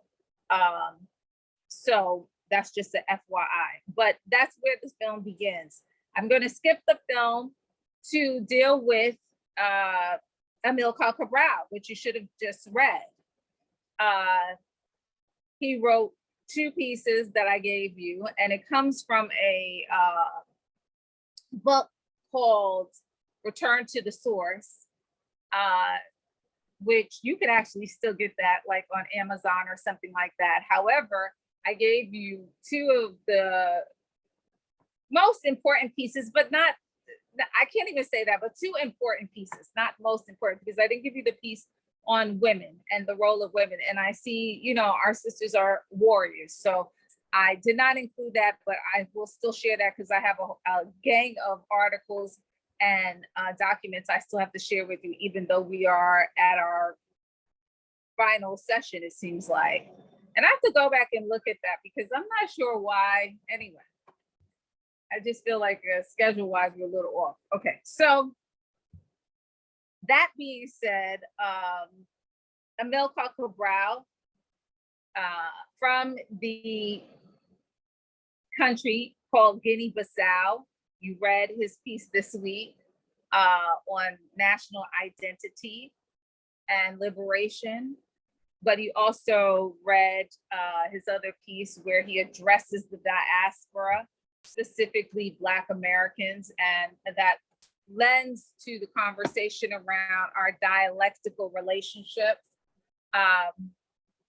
in the world, the conversations we're having between the continent and the diaspora, okay? And the extent to which they facilitate our struggle for liberation. So you read that. So the film addresses Amilcar Cabral and the specific way in which they wage struggle in Guinea-Bissau, okay, to facilitate their liberation from the Portuguese. 2 important things about Amilcar Cabral. One, and his philosophical line. Many of our African nationalists on the continent had embraced Marxism and Leninism. And Marxism and Leninism. However, I too come from a political organization that had a Marxist and Leninist line, as did, you know, Nkrumah and others. What we need to understand, and I think what Amilcar Cabral is good at explaining, is the role of culture, the role of history, and the role of unity for African people. Simply put, as much as one might want to take a formula to a path of liberation, like a Marxist-Leninist approach to counter a capitalist type of reality or imperialism, one must understand that Marx and Lenin, when they wrote what they wrote and said what they said, they were not thinking about us African people. They were not thinking about African people at all. At all. We were not even on their mind, okay? We were a non-issue. So we always have to be careful and outright adopting European ideology to remedy African problems, right? We take what works for us, is applicable to us, and we throw the rest of it away.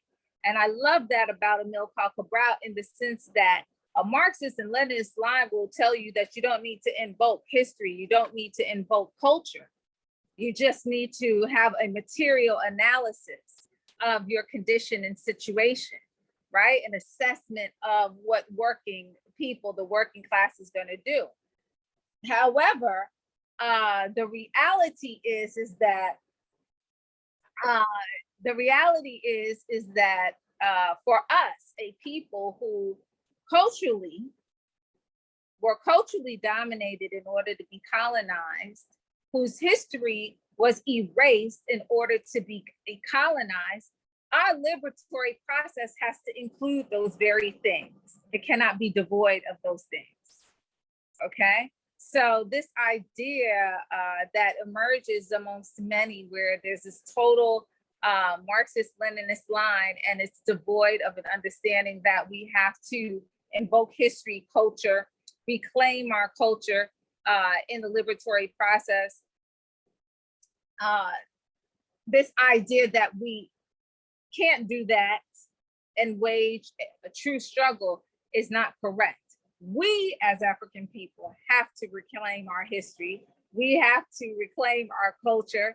And we also have to deal with the cultural dynamics between us. And Amilcar Cabral is a perfect study and instance of that, because in the process of fighting literally for the liberation of Guinea-Bissau, one of the few West African nations who actually took up arms, had an armed struggle, right? Most of West Africa does not have an armed struggle. Hold on, I'm sorry. Most of West Africa does not have an armed struggle. And therefore, sorry guys, a little interruption. And most of West Africa does not have an armed struggle. Therefore, you know, there is a not necessarily peaceful, right? But it's not an armed struggle. East Africa is, and Southern Africa are known, almost characterized by armed struggle, which is a necessity in settler colonies because of the number of Europeans that actually settled there and refused to leave. Okay, I'm laughing because I have kittens and they have decided to do some things that are unauthorized. Okay, so I was just distracted really quick, and okay, so I'm back on track.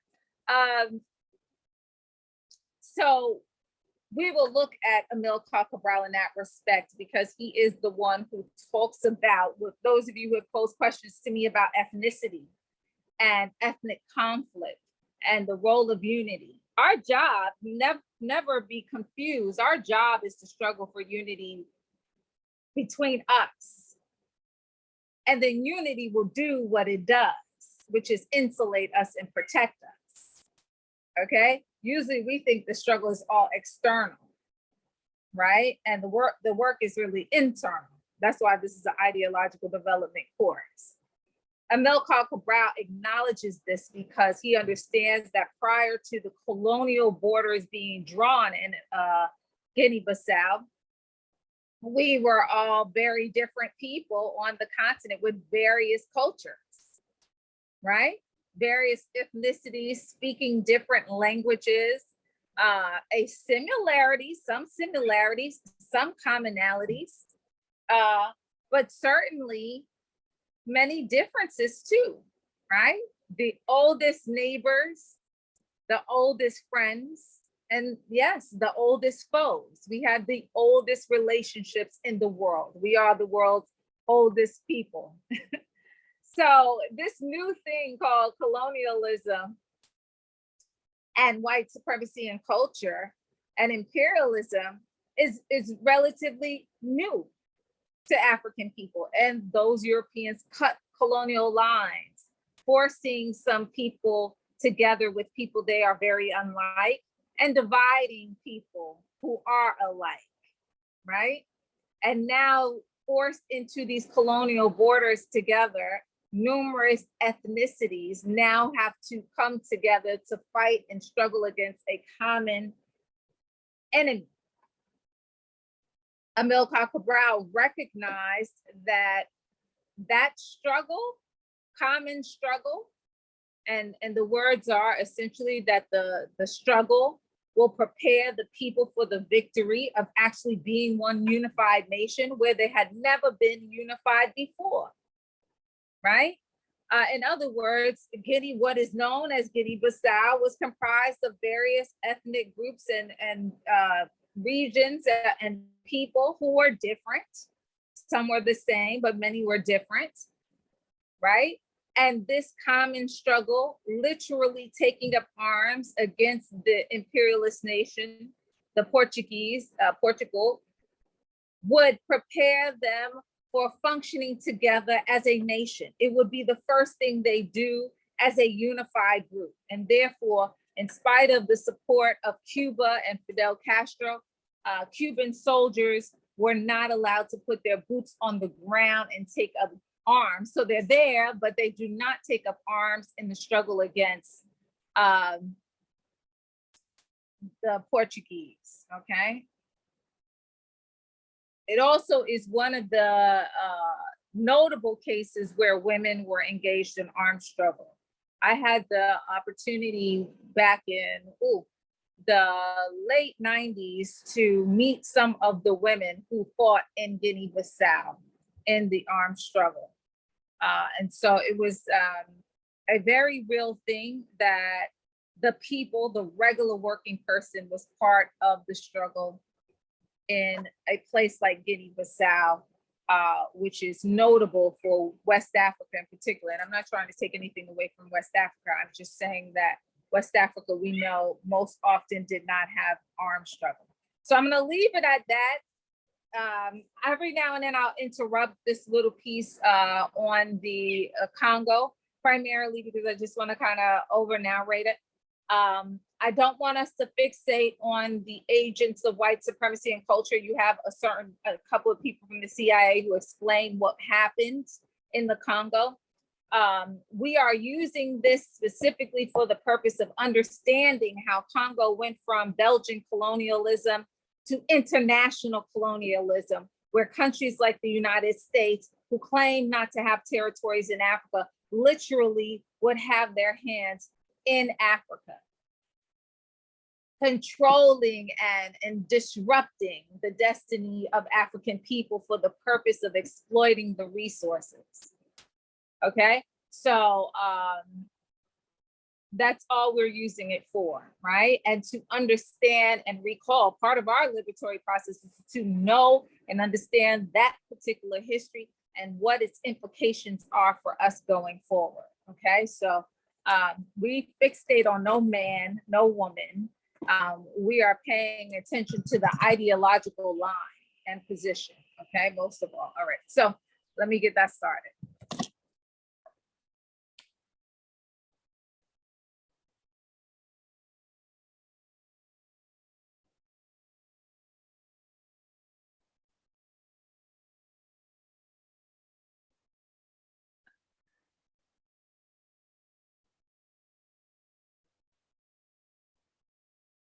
Okay. Can you hear the July can you 1991 hear in it? Havana. I just want to make sure It that is you all Nelson can hear. Mandela's first trip outside Africa Yes, we can since hear his you. release from 27 years You of can prison. you hear the But video why was too the as well? legend of struggle Yes. against oppression Okay, perfect. decided the Thank first you. person he wants to thank for helping to end apartheid is Fidel Castro, the very man who is regarded in the West as an oppressor of his own people.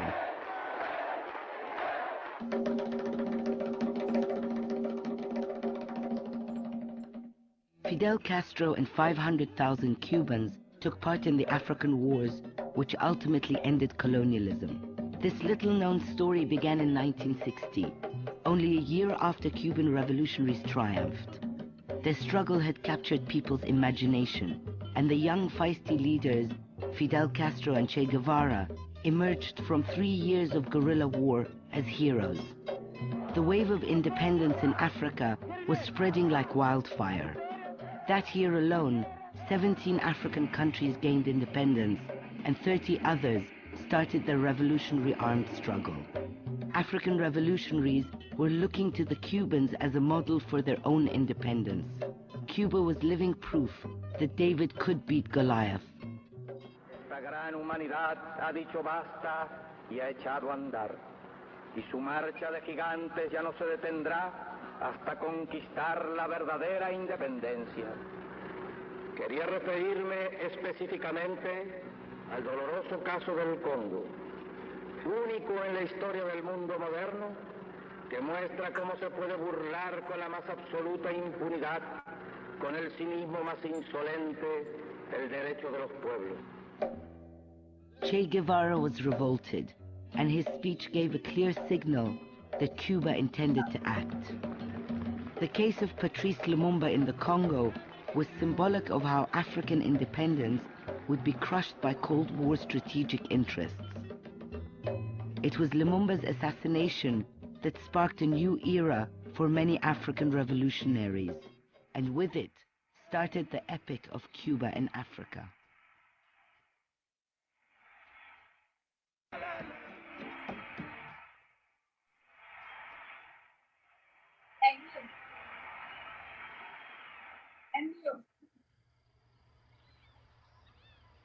The Congo, one of the largest and richest countries on the continent. The Belgian colony was demanding immediate independence. Patrice Lumumba, the young articulate clerk, led the movement that negotiated a peaceful solution to end Belgian rule.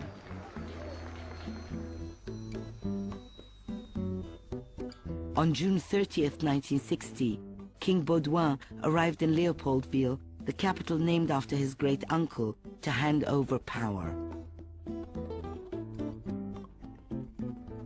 Le roi Baudouin était dans une voiture découverte. Il saluait la foule, etc. Un Congolais s'est précipité sur la voiture. J'ai vu les gardes du roi dégainer. Et tout le monde avait peur, se disait il va tuer le roi.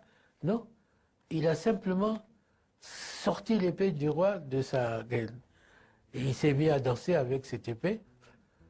C'est très symbolique ça. C'est comme s'il lui a arraché le pouvoir. On Independence Day, all the dignitaries assembled in Parliament. King Baudouin was to announce the transfer of power to the new government. Patrice Lumumba had just been elected Prime Minister. But the euphoria of independence did not last long. That same day, Lumumba lit a fire that spread through the entire continent. L'indépendance du Congo constitue l'aboutissement de l'œuvre conçue par le génie du roi Léopold II.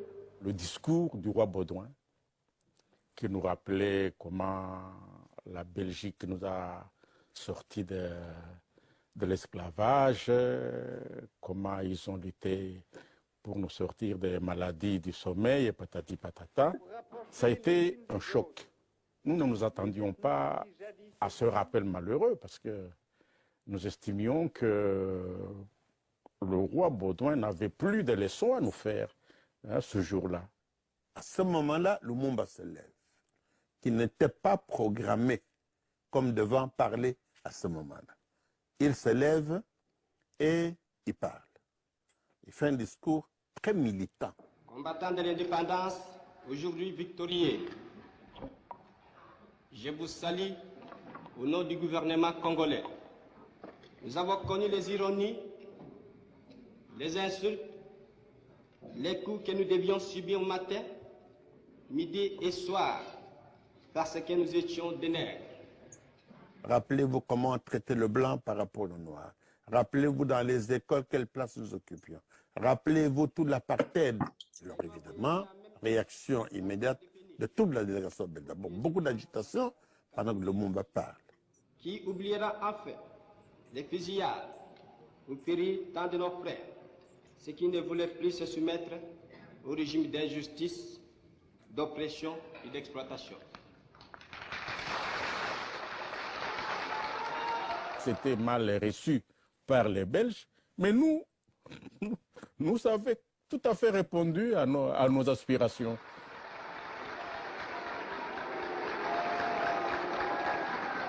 Et au moment du dîner, on demande à Lumumba de présenter des excuses. Il ne s'en fait pas. Il présente les excuses en disant « Je pensais que je devais dire à cet homme des choses, je les ai dites, donc si ça a blessé, je m'en excuse et je demande qu'on tourne la page et que nous puissions voir les choses autrement. » Mais il était trop tard. la majesté était lésée. Et la majesté lésée a décidé le soir même de se venger et tout a commencé. Lumumba wanted to govern independently, but there were only 30 university graduates in the Congo, so it was agreed that for the next 5 years, Belgium would continue to run the important departments of the new state, including the army. The soldiers felt excluded from the newly acquired freedom. Within days, they started a mutiny, which led to the breakdown of the entire country. The troops were roaming the streets, all armed, and it was quite a racial problem. The mutineers were there, and they had matiti, that's bushes on their helmet, which was a sign that they were prepared for action, for combat. I can remember one yelling, "Venez, venez, sale flamand." We were all dirty Flemish. That was some expression that meant you were really bad, and we're going to kill you. More stories circulated about killing, rape, pillage, etc. It was, if you will, the Iraq of today.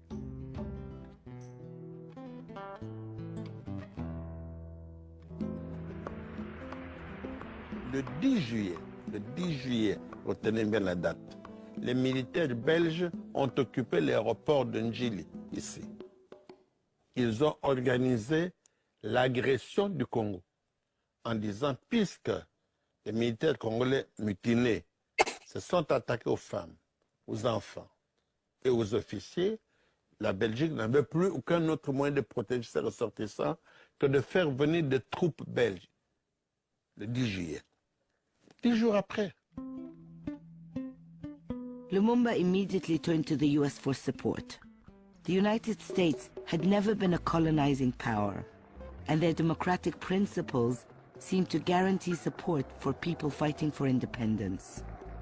Fidel Castro himself had chosen the US as his first stop for support when his revolution triumphed a year earlier. But like Castro, Lumumba's attitude did not go down well with the Americans. I was in the lobby of the embassy when this little Congolese clerk came in and he said he wanted 24 visas. He didn't know what a visa was. I said, well, do you have passports to put the visas in? No, patron. He didn't. So I explained to him what a visa was. And I said, why do you need 24? Well, he said, Lumumba is going to the States to see President Eisenhower. I said, oh, that's interesting. Told the ambassador. He said, I'm not aware of it. So he checked, and Eisenhower said, well, if he comes, I'll be here. Monsieur le secrétaire d'État, c'est avec un réel plaisir que je me trouve aujourd'hui aux États-Unis,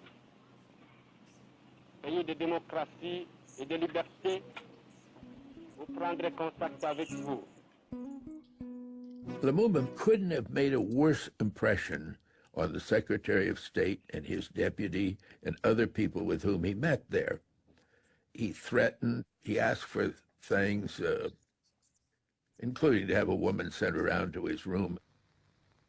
I question the validity of that, but okay. The visit was not a success, and it was clear that Washington would not come to his rescue. Just as Lumumba was leaving Washington, Cuba announced the nationalization of US companies, and a trade embargo was immediately imposed on the island. Lumumba, like Castro, soon discovered that the Soviet Union was more than happy to help where the US would not. À ce moment-là, Lumumba commet probablement la deuxième erreur. Ils prennent la décision, ils font un télégramme adressé à Khrouchtchev pour lui demander l'envoi des troupes de l'Union soviétique pour venir chasser les Belges. Ce télégramme, avant même qu'il ne sorte, est volé au secrétaire de Lumumba par son ancien directeur de cabinet qui s'appelait Kandolo Damien. Larry Devlin s'accapare du télégramme, les transmet au gouvernement américain. We became aware of it almost immediately, and it came from Congolese sources. That immediately alerted the Americans. I became wide-eyed at that. I said, we have a problem here. He tried to play off the West against the East. It's an old game, but it was relatively new at that time in Africa. Mais Larry Devlin ne l'a pas pris comme ça. Il a pris pour dire, voilà, la preuve est là, que Lumumba est communiste par conséquent. Outre le fait qu'il a insulté le roi des Belges, il est communiste, donc il faut le chasser du pouvoir.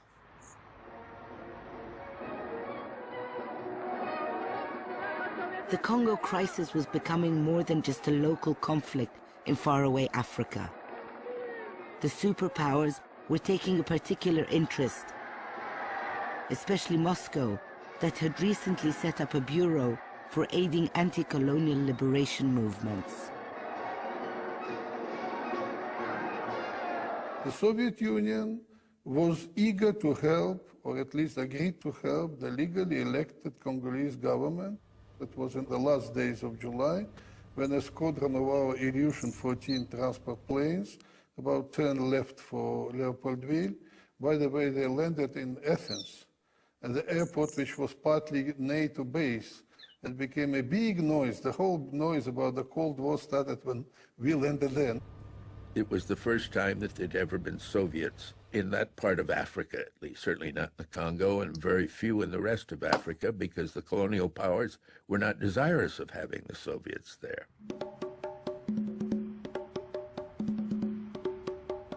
Третий мир в этой войне был полем, так сказать, для охоты.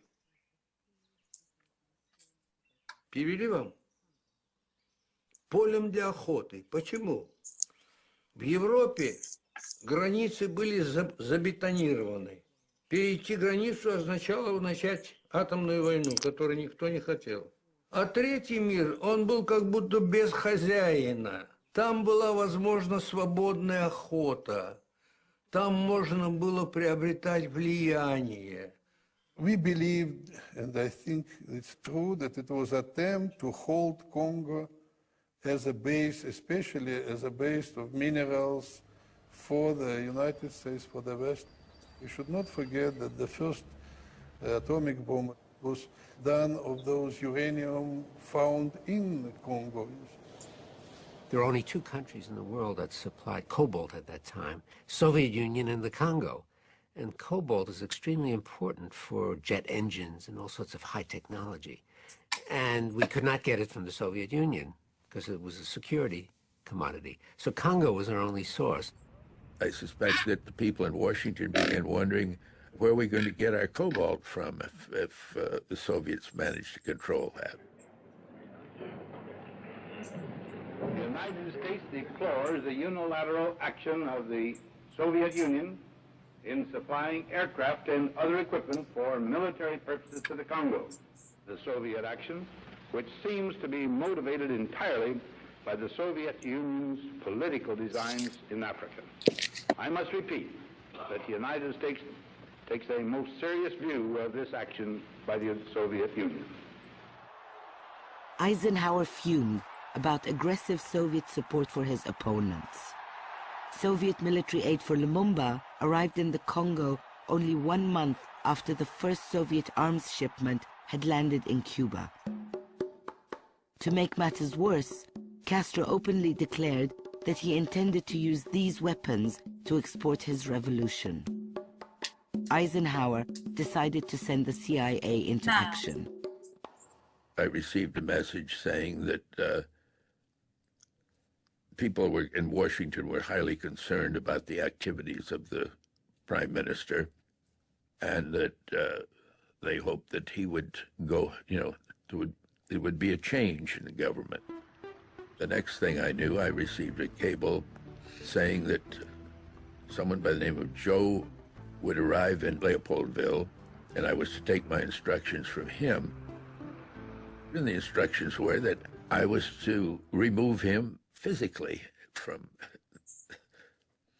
in other words, assassinate Lumumba. I asked first, whose instructions are these? And he said, they've come from President Eisenhower.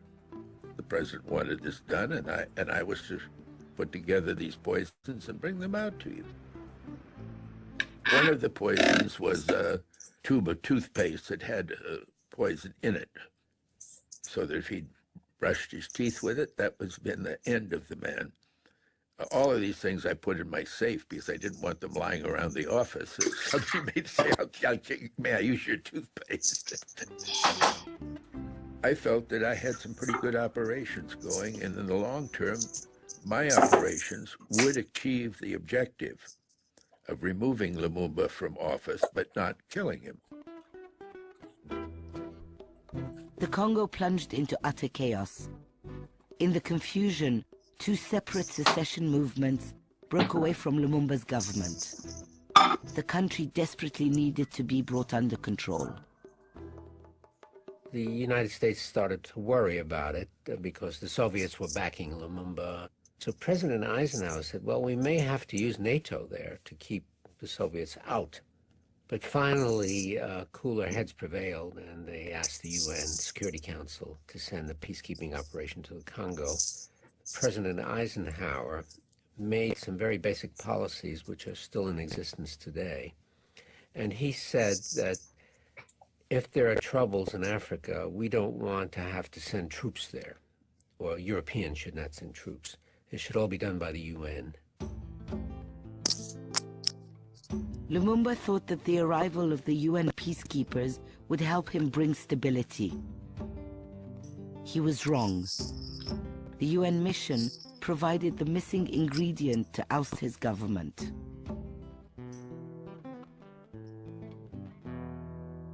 Lumumba had just promoted his personal secretary, Joseph Mobutu, to Army Chief of Staff. Mobutu was to coordinate with the UN troops to stop the country's descent into anarchy. Instead, he turned to Larry Devlin. Mobutu said that the army was very unhappy with the prime minister because he was turning the army over to the Soviets. He wanted to mount a coup d'etat, but there was one condition. They had to know that they would have the support of the United States government. I had tried and failed to achieve by legal means what they wanted, the United States government wanted. So I stood up and shook his hand. Finally, it took me a while to do this, and said, I guarantee you the support of the United States government. And the coup, he said the coup will take place within a week, and it did. UN troops were supposed to protect the independence of Congo, but they would not allow the Congolese troops, which were loyal to Lumumba, to operate. The mission of the United Nations troops was misused to topple the regime of the government of Lumumba, or at least not to protect Lumumba. Les troupes des Nations Unies ici vont encercler la résidence du Premier ministre. Sans aucun mandat, sans aucune autorisation, il y a une crise interne, les Nations Unies s'interposent et vont mettre le Premier ministre en résidence surveillée. Lumumba's supporters organized his escape. He was sneaked out of his house, bundled up in the back of a government car. Le bruit s'est répandu, Lumumba était parti de chez lui. On a commencé à le chercher. Mobutu a demandé aux Nations Unies de lui donner des hélicoptères. On l'a poursuivi. On l'a arrêté. On les a mis dans un hélicoptère. On l'a ramené ici, ligoté, comme un vulgaire bandit.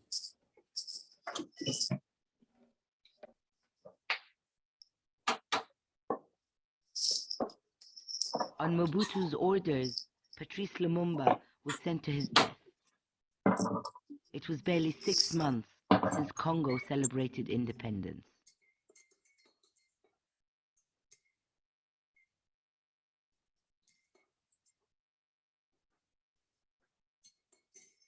C'était terrible. Vous enlevez celui qui est le flambeau, l'icône, tout d'un coup, comme ça, et d'une façon très barbare, en utilisant les mains africaines.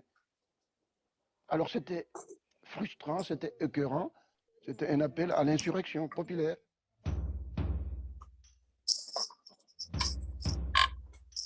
Il faut venger cela. Ce pays est à nous et je vais me battre pour lui. C'est un conduire sur le chemin du maquis, de la guérilla. A witch hunt tracking down Lumumba's followers started in the capital. One by one, the Lumumbas fled to the safe haven across the river in Brazzaville. They organized themselves into an armed rebellion led by the 23-year-old Laurent Kabila.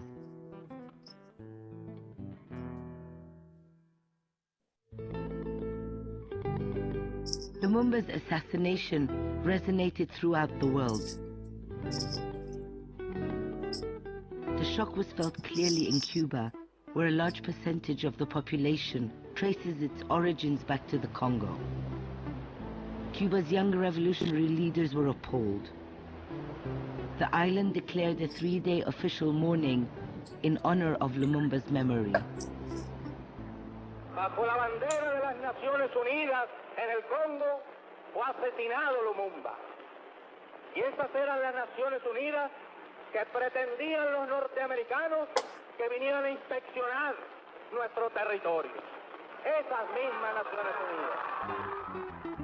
Cuba shared Africa's revolutionary quest for real independence. What happened to Lumumba could happen anywhere if no action was taken. Fidel Castro decided that Cuba could not stand by idly.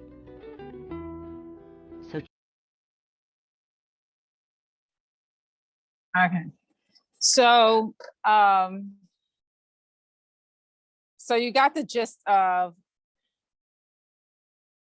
that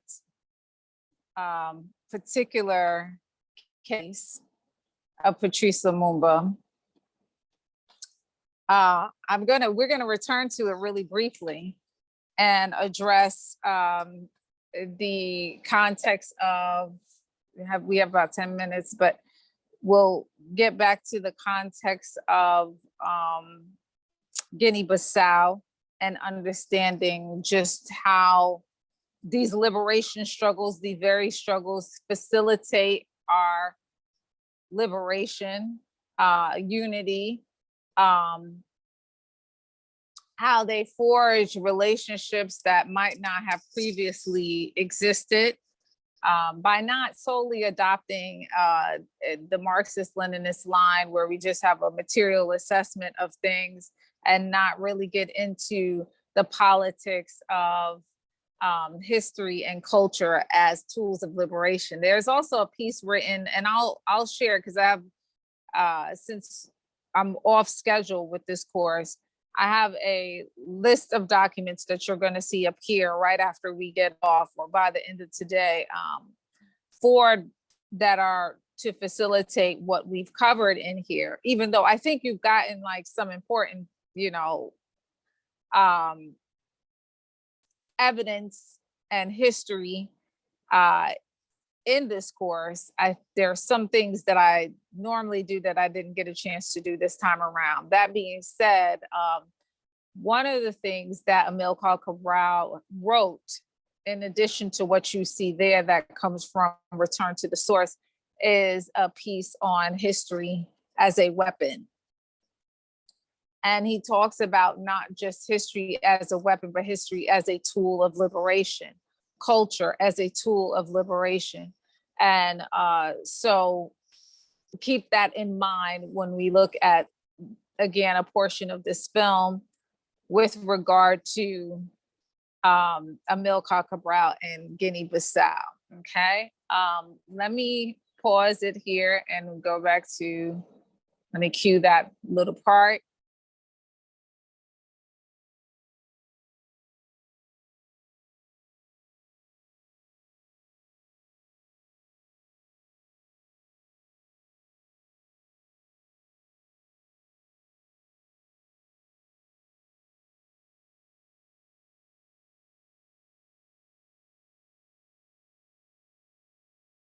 One second, bear with me. Okay, no, that's the Congo.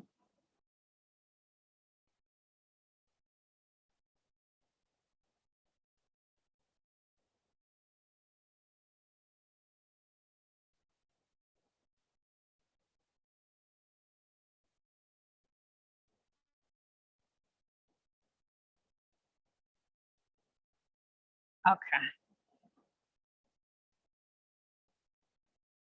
I should have the numbers memorized because I use this film so much. Okay. So let me just say this one other thing, and it's cued. So we'll watch the little portion on Emil Cocker-Brown. This film will also go up in the chat, not in the chat, in the WhatsApp groups for the course. So you can go and watch it in its entirety at your leisure. The thing I wanted to say about the assassination of Patrice Lumumba in the Congo is something I probably already said already, but you know, cobalt and coltan are two of the major resources that come out of the Congo that the United States coveted. It's used to make military technology or military armament, and also some of like items or resources like uranium that came out of the Congo that are a key ingredient in nuclear capability. So in other words, what the United States and the other Western nations are vying for is world power and seizing the Congo and thwarting or derailing the liberation of the Congolese people. So this speaks to my point on we may think that our unity is not in direct opposition or poses no threat to others in the world, you know, just in the same way. I think it's very common for us as African people, as Black people, to not even think of some of the things that happen or have happened or have been done by Europeans. They don't even occur to some of us, okay? If you've ever, some of you may have read or be familiar with the Haitian Revolution and read the book, The Black Jacobins. It's crazy because if you read the first half of that book, it talks about all the torturous atrocities that took place, that the French came up with, things you would never think of, burying someone up to their neck and allowing them to languish and have sun exposure and be attacked by animals, or things that were done in the Congo under King Leopold's regime, the cruelties, cutting people's hands off, maiming children, all kinds of things. These are some things that without a complete declaration of war, generally African people, it's just beyond us to think of. And these are just everyday atrocities committed by Europeans in places where they colonized or where imperialists are in full domination. That being said, just because we don't think of those things does not mean that that's not occurring to the other side, right? So as I can exhibit that, the interest and the investment that the Western world, including the United States, has in thwarting, derailing the unity of African people globally is great. They have great interest in derailing our unity, great interest because of the fact that our liberation and unity and freedom and well-being is diametrically in opposition to their well-being, or so they think, right? And when you come from a context of scarcity, then you will think that that someone else's freedom means your lack of freedom, okay? But that is the European worldview, okay? And we know that from history. That's not just me saying that. So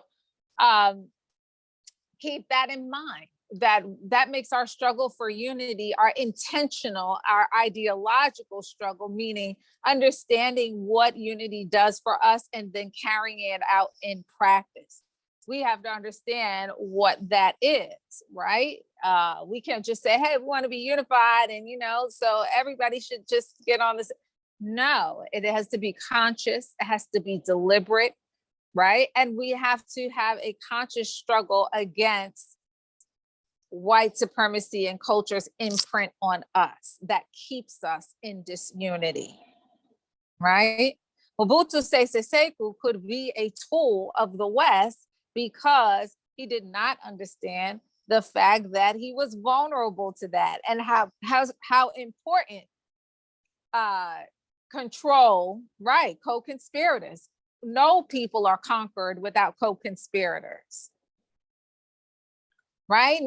Somebody who looks unlike me or is not a member of my family can't walk into my house and disrupt. So you send a family member, you send a friend, right?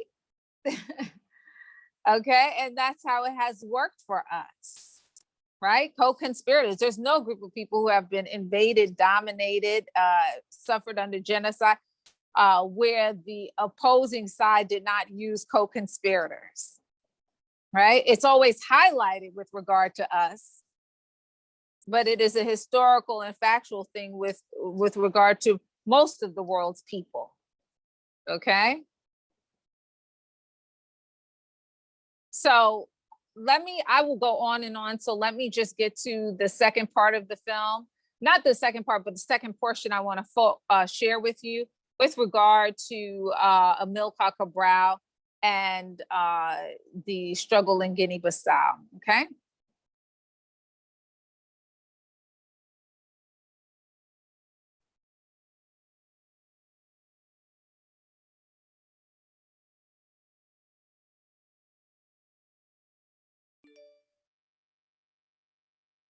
Leader of internationalism. For Fidel, this was a good opportunity to assess the qualities of the revolutionaries he wanted to support. It was undoubtedly Amilcar Cabral who stole the limelight. Cabral, only 31 years old, was leading a fierce struggle against the Portuguese Empire in one of Africa's smallest and poorest nations, Guinea-Bissau. Esta conferencia aquí en Cuba, territorio libre de América, y primer país socialista en el hemisferio occidental, es en realidad una grande promesa, una grande esperanza para todos los pueblos que luchan contra el imperialismo. Pero ya había un antecedente de América cuando se había entrevistado en el recorrido que hace el Che por distintos países, que llega a Conakry, tiene la oportunidad de hablar con América. Y el Che dice que uno de los movimientos de liberación más serios que hay en ese momento y de más posibilidad en ese momento es el movimiento de la liberación de la colonia de Guinea-Bissau y Cabo Verde.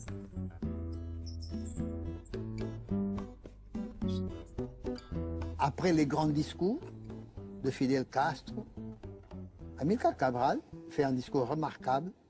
Il a caractérisé, je m'appelle ça, très bien la situation en Afrique à partir de son propre pays, en parlant des ethnies, en parlant d'états de pauvreté, d'exploitation, pour justifier l'idée de continuer la lutte armée. C'est parce qu'il n'y avait pas autre voie, parce que les grandes puissances s'opposaient à l'indépendance des colonies portugaises, par exemple. For years, Amilcar's struggle was not of much consequence. But when the guerrillas started capturing territory, suddenly the importance of this neglected colony became evident. For Portugal, much more was at stake in Guinea-Bissau. This tiny colony could prove to be the empire's Achilles heel. Y se liberaba Guinea-Bissau, y así se demostró después. Se desprendía la liberación del resto de los países de habla portuguesa que colonizados. Entonces, allí estaba el eslabón más flojo que tenían de la cadena, desde el punto de vista de los portugueses. No podían permitir, tuvieron hasta que hicieron todo el esfuerzo para no permitir que se dejara ninguna de las colonias, y mucho menos Guinea, que iba a ser el ejemplo del resto de las colonias para su liberación. Guinée n'avait pas beaucoup de richesses. À ce moment-là, la Guinée devait recevoir de l'argent du Portugal. C'était un pays où on faisait l'agriculture, pas plus. L'agriculture arriérée, on faisait la Guinée. Et tandis que ce n'était pas le cas en Angola, où il y avait des immigrés qui étaient des commerçants, des hommes d'affaires. C'était des richesses de l'Angola et de Mozambique qu'ils voyaient, parce que Guinée n'ont rien fait.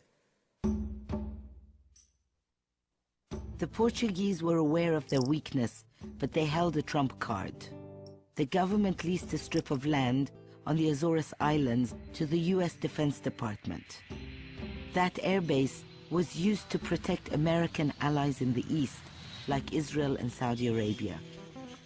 But the lease was renewable annually, so Portugal had every intention to use the Azores airbase as a bargaining chip.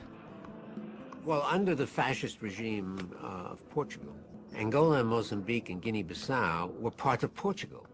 So the idea of giving up these colonies was unthinkable for that regime. So if we went to them and said, look, you must get out of Angola, we'll be very upset with you and all that, they might well have cut us out of the Azores. So NATO and the Cold War was far more important to us. There was a special law about not allowing U.S. arms given to Portugal to use them in Africa, but they did violate it, and we didn't do anything about it. In fact, we did not cut them off, even though we knew it, they were using them. Nous n'avons pas même voulu nous mettre dans cette guerre-là entre l'Est et l'Ouest. Nous n'avons pas voulu, non. Mais malgré que beaucoup de gens disaient que ce sont des communistes, beaucoup de gens disaient ça, mais on n'avait pas de preuves. Comme disait Amilcar, nous étions des nationalistes africains, sans option idéologique.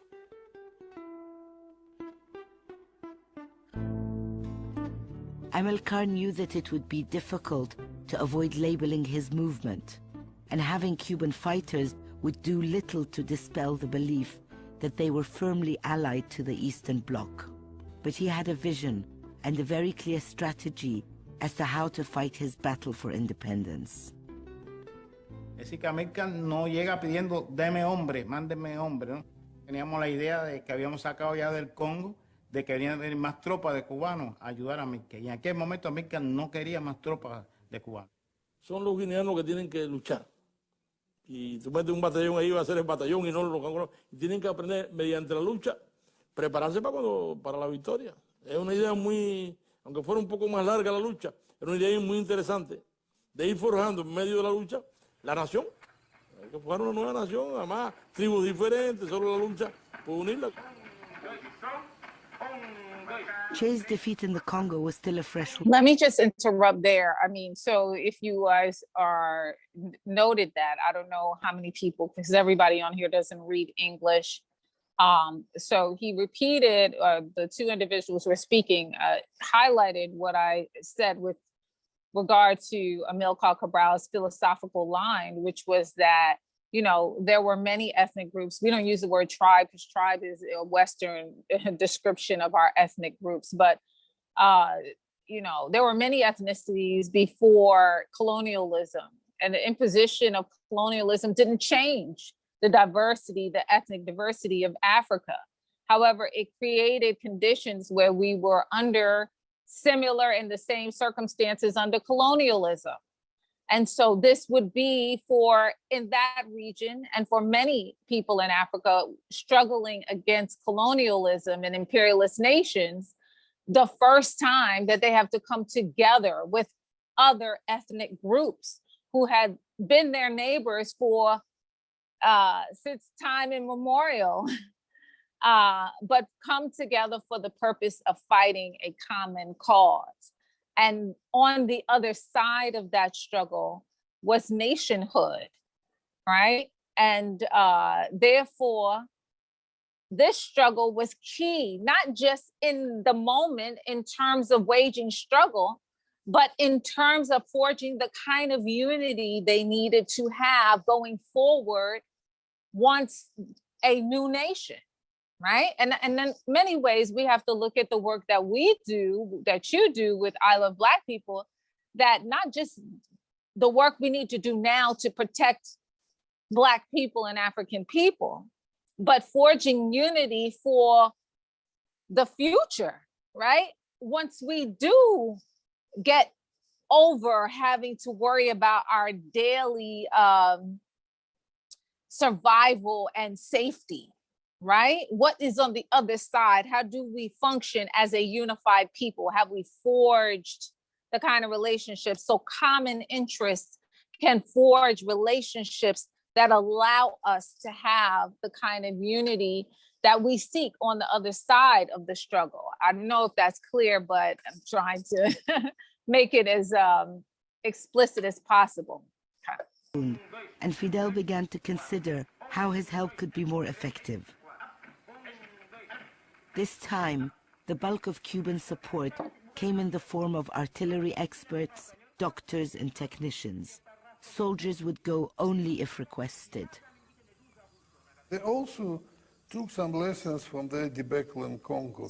In Guinea-Bissau, the involvement was quite different. It was more of, in a good sense, technical nature of helping local forces of PAGC, the army, especially helping in those specialities when they hadn't got enough expertise, you see, to fight Portuguese. So it's more of, in the good sense, supportive role, you see.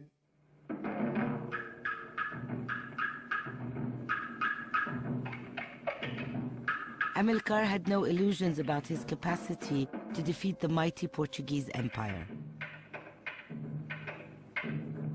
He wanted to wear them down in order to get them to the negotiating table.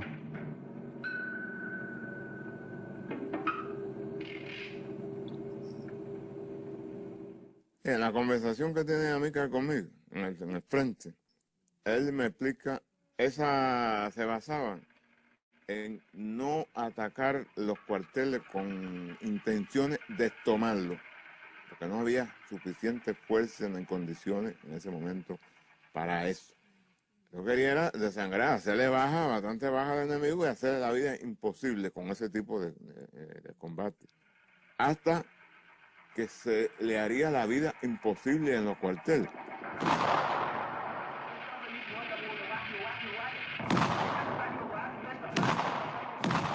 The war escalated, and the Portuguese sent 22,000 more soldiers. Amilcar's demoralization tactics had worked. The Portuguese felt trapped. Veteran captains from the colonial army in Guinea-Bissau decided to take the initiative in their own hands. It was they who overthrew the dictatorship, creating the Carnation Revolution in Portugal.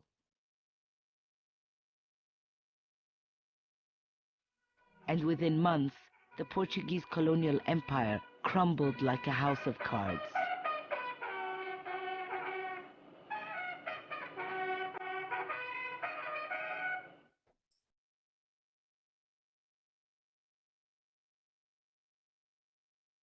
In this liberation movement, there was no military victory, never.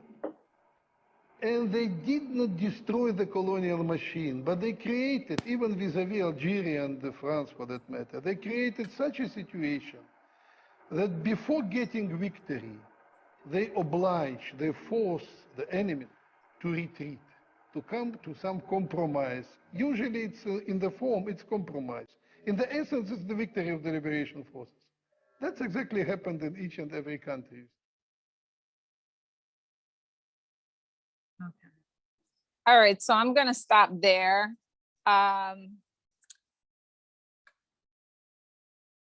You can ask me a couple of questions in here. What's going to happen is so what I'll do is load up the documents that you all are missing organizationally with regard to the Pan-African Congresses, the Organization of African Unity, so on and so forth, organizational examples of Pan-Africanism.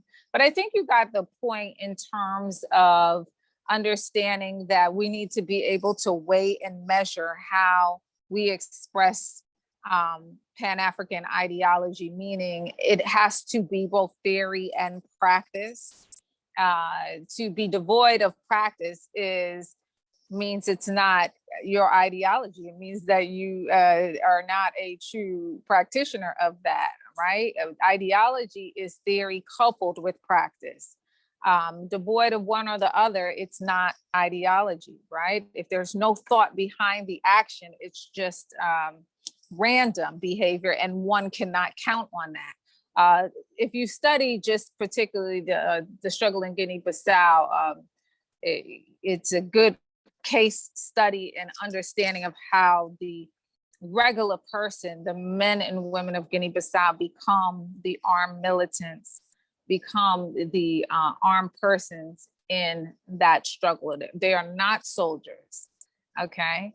They are developed to fight that particular struggle in specifically. Okay, so I'm gonna leave it there. I think you got all of the points though that one might wanna get from this. It's hard in 4 weeks to hit on everything. The conspiracy theory behind revolutionary African leaders, because all the Africans that dare to change the status quo or have more centrist perspective end up being a. I don't think that's a conspiracy theory. I think that that's a reality, right, Anna? I think that that's a reality. Not necessarily a conspiracy theory. I think even in present day, I forget the sister who is the recent former head of the AU mission, who Dr. Arikana Kwa. She has pointed out the way that France has deliberately assassinated at least a dozen African leaders to maintain neo-colonialism, control of Africa and African territories for capital gain, for imperialist interests. So the neo-colonial period is so much more sinister. I think a lot of African leaders think that if they don't give in to the neo-colonial paradigm and fight for true liberation, that they would in essence be assassinated, because that is generally the model. Almost no one survives who doesn't give in, right? So if you don't give in, you probably won't survive. You know, I have some specific thoughts about that, but that, you know, it's a very controversial thing. This is why it must be a movement amongst the people, because you can't kill all of the people, right? So now you have to normalize the consciousness, right? You have to normalize the consciousness. The people truly have the power. We can overwhelm any establishment, because more than any other place in the world, we're talking about in Africa specifically, you're talking about 1.456 billion people, huge number of people. Just the same way neo-colonialism and colonialism was normalized, we can normalize the type of consciousness, liberatory consciousness, revolutionary consciousness, to the point where the people understand that it is them who they need to support, that it's people who need to benefit the most from the resources and everything else Africa has to offer, not individuals, you know? So yes, of course, the United States is always right there with his hands in, you know, in the mix. Rav Glencia, for sure. Hi, Denise, how are you? Yes, Mobutu Sese Seko, he, you know, we can fixate on him, but we, you know, he's one of many, right? Blackface, you know, and a white agenda, a European agenda.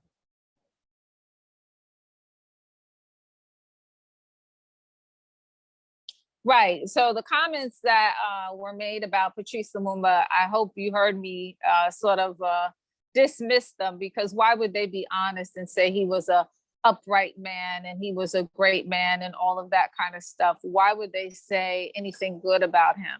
They do need to cast themselves as, you know, having done some good in the Congo, and that he was, you know, going to be a African leader who was, you know, into all kinds of things. Listen, you want to do that, put that on Mobutu. Mobutu did a lot of stuff, killed 1,000 people almost before the fight between Muhammad Ali and George Foreman, just to understand that there was just to make the people understand there was going to be a rule of law. Okay, it took 1,000 criminals or 100 criminals and killed them randomly. So listen, if you want to say something horrible about African leadership, you could put a whole bunch of stuff on Mobutu Sese Seko. We don't even need to talk about Patrice Lumumba, who at least was committed and to the ideals of the people and recognized the people's struggle for decades before that. And just so people know, to make a connection between Amilcar Cabral's philosophy and what happened with Patrice Lumumba's legacy post his assassination. Mobutu Sese Seko would forbid the story of Patrice Lumumba to be told or spoken or written in the Congo during his reign, during his regime. And how I come to learn about and intimate details about the Congo specifically was because I worked with someone who is Congolese and did an exhibit, curated an exhibit on Patrice Lumumba in urban art. Because when the people could not tell the story of Patrice Lumumba and the Congo's independence and how he got there in the December 12th speech and all of that, when they could not speak it because of Mobutu's regime, they painted it. And so it lived. They painted the story from the moment of the transfer of power and the day Patrice Lumumba gave his speech all the way up to his assassination. Okay, it was not allowed to be spoken in the Congo, but it survived. The story survived. However, once again, Amilcar Cabral's philosophy, speaking to how true that is, part of our liberatory process is reclaiming our history. You understand? Part of domination is erasing our relevant history. Okay, so Patrice Lumumba's story is always referred to as the most important assassination of the 20th century because had the United States not infiltrated and assassinated Patrice Lumumba, the East would have a significant control over the cobalt and coltan that came out of that part of the world, right? And it would have put the United States strategically at a serious disadvantage in terms of military capabilities. So, that's what it was, okay? And we got caught up in the dynamic of a Cold War between Eastern and Western Europeans, not Africans, Europeans.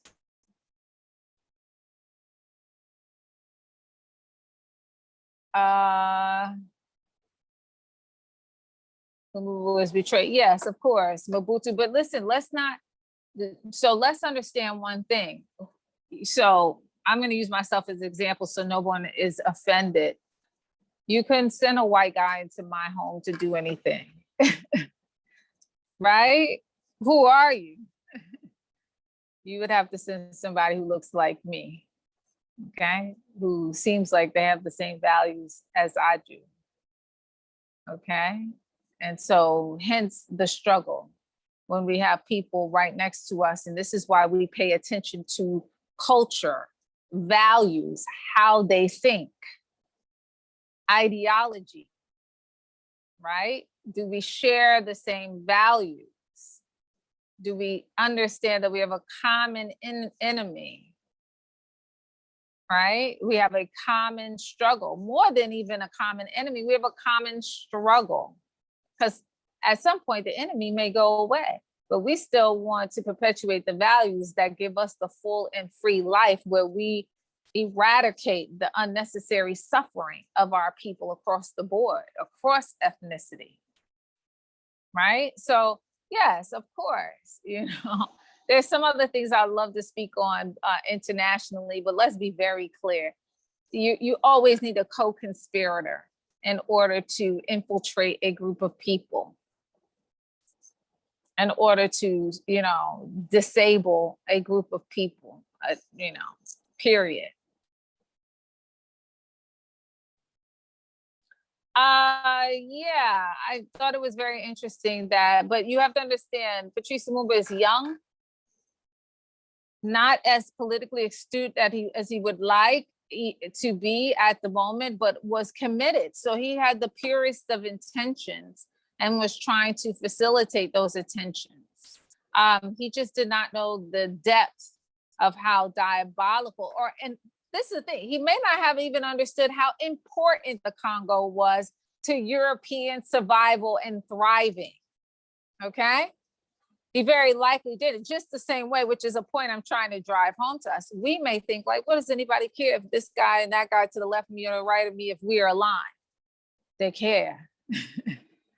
Now let's get to the work of engaging in the real struggle, right? Breaking down those barriers that stand between us, that allow us to forge unity. Breaking down those barriers allow us to forge unity that insulate us, protect us, keep us safe in the world. Don't you guys know how hard it is to fight with your brother or sister, right? Okay. You know, and don't get me wrong, don't be afraid to just understand that some people belong to someone else or something else. Okay, we have many people like that. Right now, we're dealing with that here in the West. And I don't know that you expect people not to belong to those folks out here to the West. But I mean, I'll give you a famous example, Obama. He didn't belong to African people in America or on the African continent. You know, and I'm sorry for those of you who might not like me saying that, but I wanted to give an example that we can all reference. He totally served the interest, and post his presidency, he's come out and said, yes, he would have liked to do more, but he was tied up. He couldn't stop. Do the job for us too. Don't tell us how you're not going to do the job for us when it comes to us. Okay. So anyway, the point is that we have a lot of people who look like us and are there to do a disservice to us and not serve our interests, okay? And certainly to undermine protection of our lives.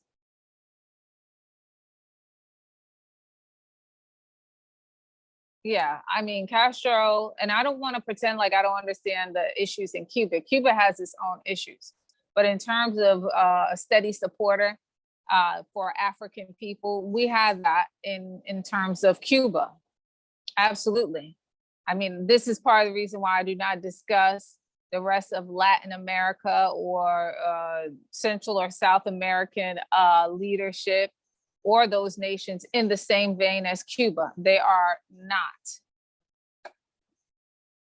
And should never even be discussed in the same vein as Cuba, right?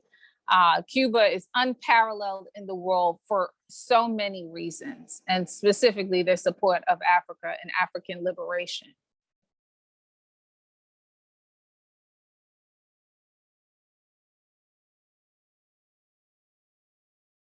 Okay, so I'm gonna stop. Oh, hold on. Challenge the Congo by improvement. Yes, is a good read about Lumumba and the Congo. Absolutely. And I'm going to share a couple other things and even one more film, I believe. Okay, so I'm going to stop there. I wish that we could, or I could have covered more. Normally we cover, you know, sometimes every cycle is a little bit different. This cycle seemed to be like this. So I will be loading up some documents that speak to what you saw here. You will also see the film. So that'll be the first thing that I post in the group. I might do one little message like bye and hey, here are some points and things we actually did cover in the form of a voice message in the group. So I'll leave it there, and I appreciate your contributions. Hi, Denise. Yes. And I'm not a big social media person, but I do open up my Facebook. Sometimes at the end of the course, if people want to like friend me or follow me after that. I'm on Instagram, but I don't do that much on there. It's always a pleasure. This is right in line with the work that I do. in the university context, but also with this organization that's doing some really important work. So I hope you got something from it. So, okay, somebody's saying in the chat, what group will you be posting the info? Oh, all the Pan-African groups. So please, administrators, don't take me out of the groups just yet. Sometimes they move a little fast, but leave the group open, 10 open for the next week, at least for me to share some more information with 10, A, B, and C. And yeah, we're sort of hitting a milestone because even though you guys are 10, this is the 10th time we taught the course, and I actually have been teaching the course since the beginning. I've been developing and tweaking it over time. You actually are the 11th cycle because we've been doing this since last year, right on the heels of the pandemic, and it has grown tremendously. From about 130 something people in each cycle to, I think sometimes close to 700 people or more in each cycle, right? Because I think each group has about 200, 250 people in there. So yeah, my pleasure. My pleasure. I hope you got something out of it. And I'm going to be sharing a litany of documents. What you do is keep the documents and use them for future reference as ambassadors in I Love Black People. It is relevant. And like I said, I'll do a wrap up, a voice message in the groups so that you can follow the documents that you have and just wrap it up for yourself. And then of course, this film, Cuban African Odyssey, amongst other things, okay? It's always my pleasure. I am because we are. What will you be posting? Okay, I answered that. Thank you. Oh, wait, hold on. That's why they keep, yes, that's why they keep the embargo against Cuba, for sure. Yeah. So I am because we are. Thank you all. It's been a pleasure. Stay safe. Okay, thank you so much, Dr. Tyreen Wright. Enjoy the rest of your weekend. Okay. I am because you are. Okay, thank you. Thank you, everyone. Bye-bye. Enjoy the rest of your weekend. Bye-bye. Thank you so much. Bye-bye. Bye-bye. Thank you all. Bye-bye.